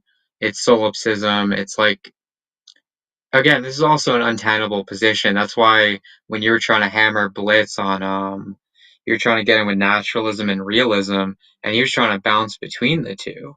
Where he's like, yeah, I can't know anything. How do I know I'm not hallucinating? And you're like, okay, well, how could I falsify your God doesn't exist argument? He said, oh, Jesus would have to appear to me. It's like, okay, how do you know you're not hallucinating? Like, you see how that doesn't track, right? Because he said, how do I know I'm not hallucinating? That's his position. And you asked him his position against falsifying, like you said, okay, what's the falsification? So it's like, okay, so how can you, how would you rebut that falsification? And the answer is, well, how do I know I'm not hallucinating? So now he has to go through hoops. Oh, I'd have to get my wife and see if she sees it. Well, how do you know that the creator didn't just disappear when you went and got your wife? How do you know it's not a hallucination? Like, he can't know anything for sure, and he needs it to be that way. A lot of these people, what they do is they'll go through life and they do maybe morally reprehensible things that they don't consider are right. They consider things that are very evil, right? And the only way to justify doing a bunch of evil things, wrong things, is to take on a position where it's the law of the West, right? Like, I can do whatever I want all the time. The only way to justify whatever guilt they have is to say that, oh, I shouldn't have guilt, nothing matters anyway, right? That's at least I'm not saying all of them and whatnot. I'm just saying that a lot of them will take on, a lot of people who do bad things will take on this position of subjective morality to justify everything. And to be clear, right, to be clear, nihilism is not humility. There's Also a not tenable. right. But that is a totally false equivalence that they're trying to paint there, right? Like that because they're nihilistic, that saying nothing matters and that they're unimportant and totally just nothing, that makes them humble. I would say it's not born out of humility; it's born out of hubris. Having so much pride or such a conception of self-importance that they think that they're qualified uh, or valid in trying to say that there's no creator of this creation. It's vain to even like open one's mouth and assert such a claim when they're literally using like the body, that the product of that creation, to make an argument against the creator of it. There's also a horrible My- false dilemma. Either there's a creator that I'm beholden to and I'm accountable to, or I'm modest. How is that a good? Either there's a creator that I exercise modesty to, or I'm modest. Either I'm modest or I'm modest. Like they make it seem like it's immodest to be accountable or exercise modesty. It's a total false dilemma. And yeah, nihilism is completely untenable because it's like, okay, so I believe in nothing. I don't believe that anything can be proven. It's like, okay, how much do you believe that? How do you know that? Right? Like, what's your Right. basis for thinking that? What's the material? What's your evidence? Well, I don't believe in evidence. Okay, well, now you just suck. Now you're just a bad thinker. There's no true nihilist, no true atheist. It doesn't exist. Oh yeah, I say that all the time. I don't believe in atheists. Yeah, I don't. I don't believe in atheists. I think they're just literally coping by lying to everyone and to themselves too. It's like saying like I don't believe in oxygen while you're breathing it. Like I don't believe in the sun while it's like lighting you up and warming you up. Uh, I mean, they can tell me all day that they don't believe in God, but I know that they know that He's there, right? Like, yeah, I don't need them to admit to me that they know. Like, I already know that they do know. But it's cool that you're playing pretend to try to like have a coping mechanism for the fact that it's almost like this is what it's like. It's almost like a kid that goes to daycare, right? Goes to daycare, goes to school or something, right? And he gets in trouble. He gets in trouble at school. He does something bad. He does something bad. And he knows when he gets home or when daddy gets home, he's going to get a spanking. Like daddy's about to wear him out because, he did something really bad. And he's dreading that punishment. Like, obviously, he knows he's going to get spanked and he doesn't want that. So, in order to cope, he just tells himself, like, oh, daddy's never going to come home. Like, daddy's gone, daddy's not coming. But I don't have to worry about it. I don't have to worry about a spanking. There's no spanking. Daddy ain't coming home. Right? Like, dude, I'll just take a nap. I'll just take a nap. And so I don't have to think about it. I don't have to worry about it. Right? Dude, doesn't matter. Right? Like, when dad comes home, you're still going to get whipped because you Yeah, and did that. that young boy would be appealing to what he wants to be true and not what is likely to be true, which is your classic appeal to possibility. So it's a good example. It's also parallels, like I said, it's like just a bunch of childlike arguments and behavior trying as like a fat cope, a giant cope. But yeah, man, it's not. I would say it also sucks even worse because not only are they denying, you know, the obvious truth of the world around them, but because it becomes nihilism, right? Because that's the only logically consistent position to hold as an atheist. Then it takes away so much joy and peace and meaning in life. Like you can't have those things. You'd have to borrow those things from the other worldview in order to be consistent in having them. So, it, like you basically just condemn yourself to like thinking that everything sucks all the time and nothing matters when you do that. And they also try to deny that. Like, who was it? I think it was Tapioca, right? Was in the Discord, and I was telling him like, you need to just, like let go, bro. You need to just like let go of your atheism, and just surrender to God. Like you'll be free. You'll be so like at peace and at rest when like you're free and you just let go of everything. And he tried to tell me that he had that exact experience in the opposite way. That he is the most freeing moment, the moment he was happiest and most at peace and content in his whole life was the moment that he said he realized God didn't exist. I'm like, it's not Yeah, how so that when he works. realized he had no responsibility or accountability to be a human being, right? So like human reasoning didn't just happen. There wasn't a thing that evolved into a pineapple, alligator, giraffe, human reasoning. This didn't happen. And when I say it didn't happen, I'm obviously making an abductive argument.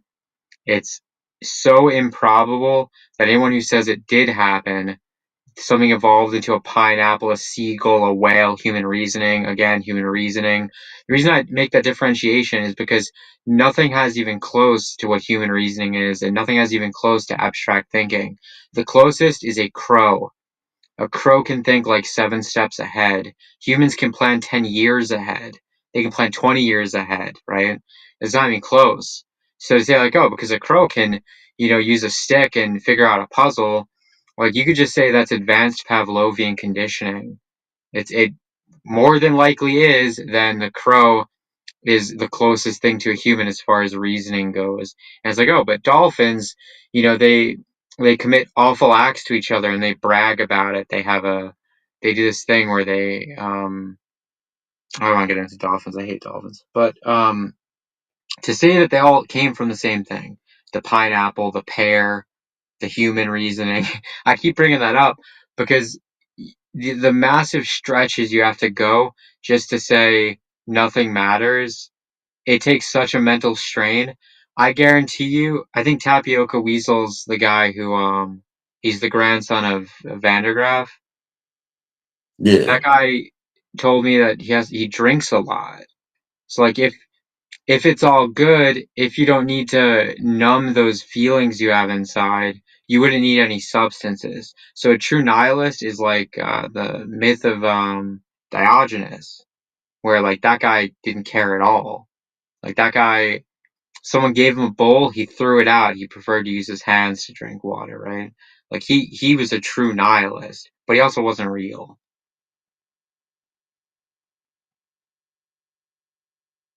He also wasn't real. Well, okay, so if we wanna acknowledge the historicity of Diogenes, welcome to Christianity, brother, because we got issues.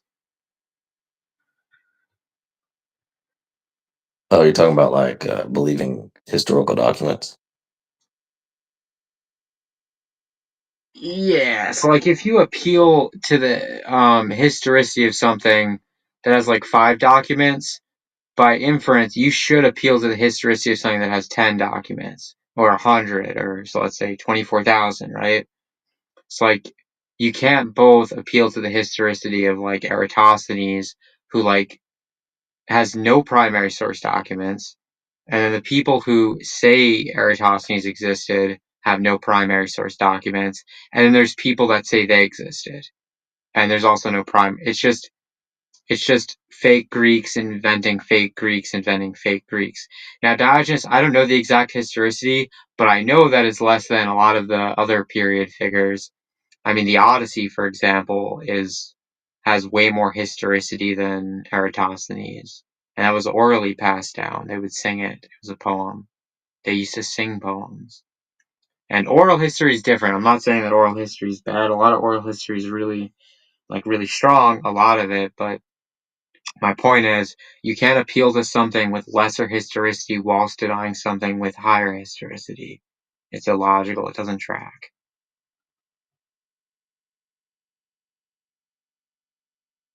Word, man. Word, man. Well said. Well, you can, but you'd be committing a philosophical bias. You're choosing to believe, again, it's a possibility, right? You're choosing to believe what you want to believe, not what's probable. But I would say, Piezo, these people that nihilism, atheism, they say that's just it's idealism, really. They want to be a nihilist. They want to be an atheist. Because, oh, wouldn't it be nice if I didn't care about this? Wouldn't it be nice if I, could just do whatever I want and not feel bad about it? That's what they want. And then usually you'll find that this is my experience. Maybe there's nihilists and atheists who aren't like this. There's like a set of things that I notice, like a pattern. Most of them are mentally ill. Most of them are on pharmaceutical medication for it, or most of them abuse like drugs like alcohol, etc. Most of the people that take that position. And if you find the black swan, I'd like to talk to them, and I would like to logic out their Yeah, I mean, tenable but positions. most of them have, abuse, substance abuse, or mental health, or sexual degeneracy, or a combination of all those things. Yeah, it's a very big trend. Yeah. Well, I could prove to you that sexual degeneracy is one of the both causes of mental health issues and effects of mental health issues. There's a book called Your Brain on Porn. That's a really good book, and that talks all about how, when you over sexualize yourself, you have too many partners, or you masturbate too much, etc. What happens is your pair bonding circuit gets completely fried, and you disconnect from people, like completely. You start not considering people as people. Mm, You want that book? I can send it to you. I totally believe it, dude. Stuff's like a spiritual weapon. Yeah, I mean, why else would a certain country use it, broadcast it on a ton of radio stations and TV stations to subvert a nation that they're going to war with. Cough Israel, cough.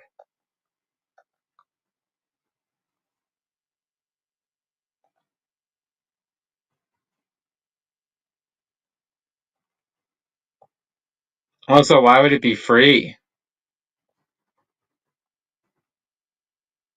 Those are like the two questions about it. Why is it free and why is it used as a weapon? All right, guys, we're hitting 2:30 a.m. my time. I'm going to be calling it about now. But it's been a slice, gang, as usual. We'll always happy to have you, Stone. You're a trooper, man. I don't know how you stay up so late. Yeah, thanks Right for on. coming. Catch you next time, guys. Have a good night. Have a good night, Stone.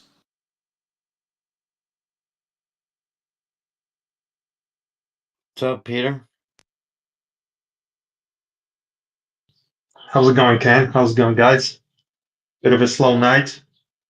But I'm sitting here at my fireplace, and I thought I would tell you a story if you guys have a few minutes. A personal story. I rarely do this. You guys were talking about the reasons behind the anti-flat Earth movement. I'm sure different anti-flat earthers have different reasons why they do this. I think there's one thing in common, though, and that's defending their globe, their model, right? Resisting the cognitive dissonance. So my personal story is this, okay?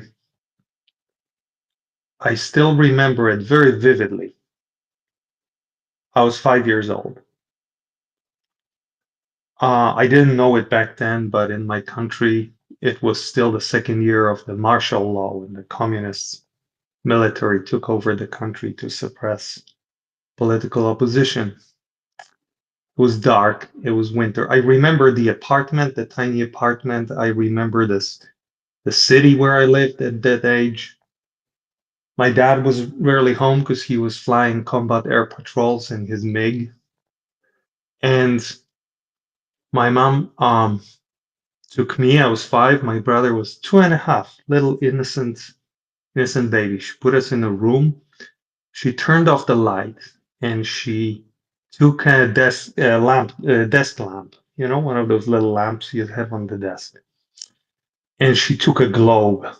I know, small globe, not like the big one I have now, but like a small one.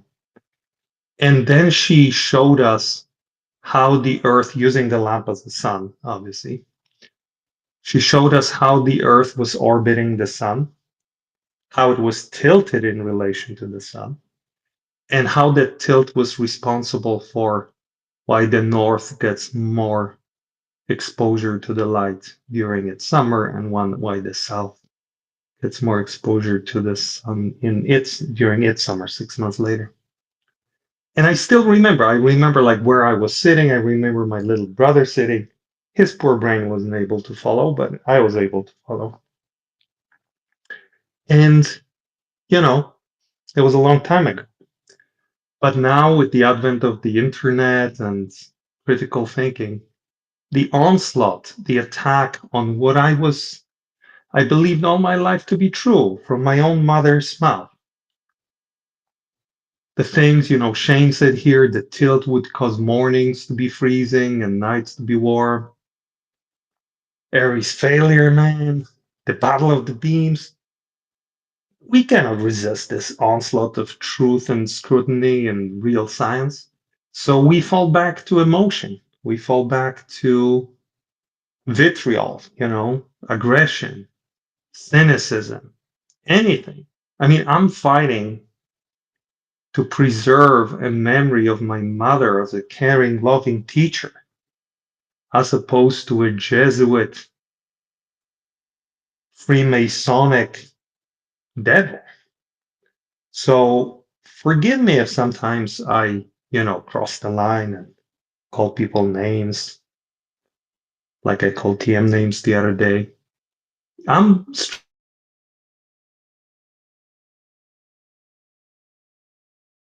All right, amigos. It's been a wonderful evening hanging out. We're going to wrap up this community sesh. See you guys on the next episode. Excuse me. Make sure you tune in Sunday for our exclusive episode on Globebusters regarding the celestial theodolite. That'll be awesome. And Monday, of course, will be Ether Cause game night. We'll probably stream a little game session with the boys and ladettes. And then Tuesday, Taylor will be presenting on evolution. Shout out to Taylor. It's going to be an awesome presentation. It's actually going to be about abiogenesis specifically, which is put forward as a micro evolution proof, which, it leads to the macro evolution, etc. But this is going to be more focused on demonstrating how that's not mutually exclusive to evolution, macro or micro. So very cool. And then Wednesday, Thursday will be more TikTok stuff. We'll be hitting up raids, and then we'll do the follow-up stream on Thursday. And then Friday again, hopefully, will be the return of Proud and Sacred for Flat Earth Fridays. And then we'll do it all again. So see you guys later.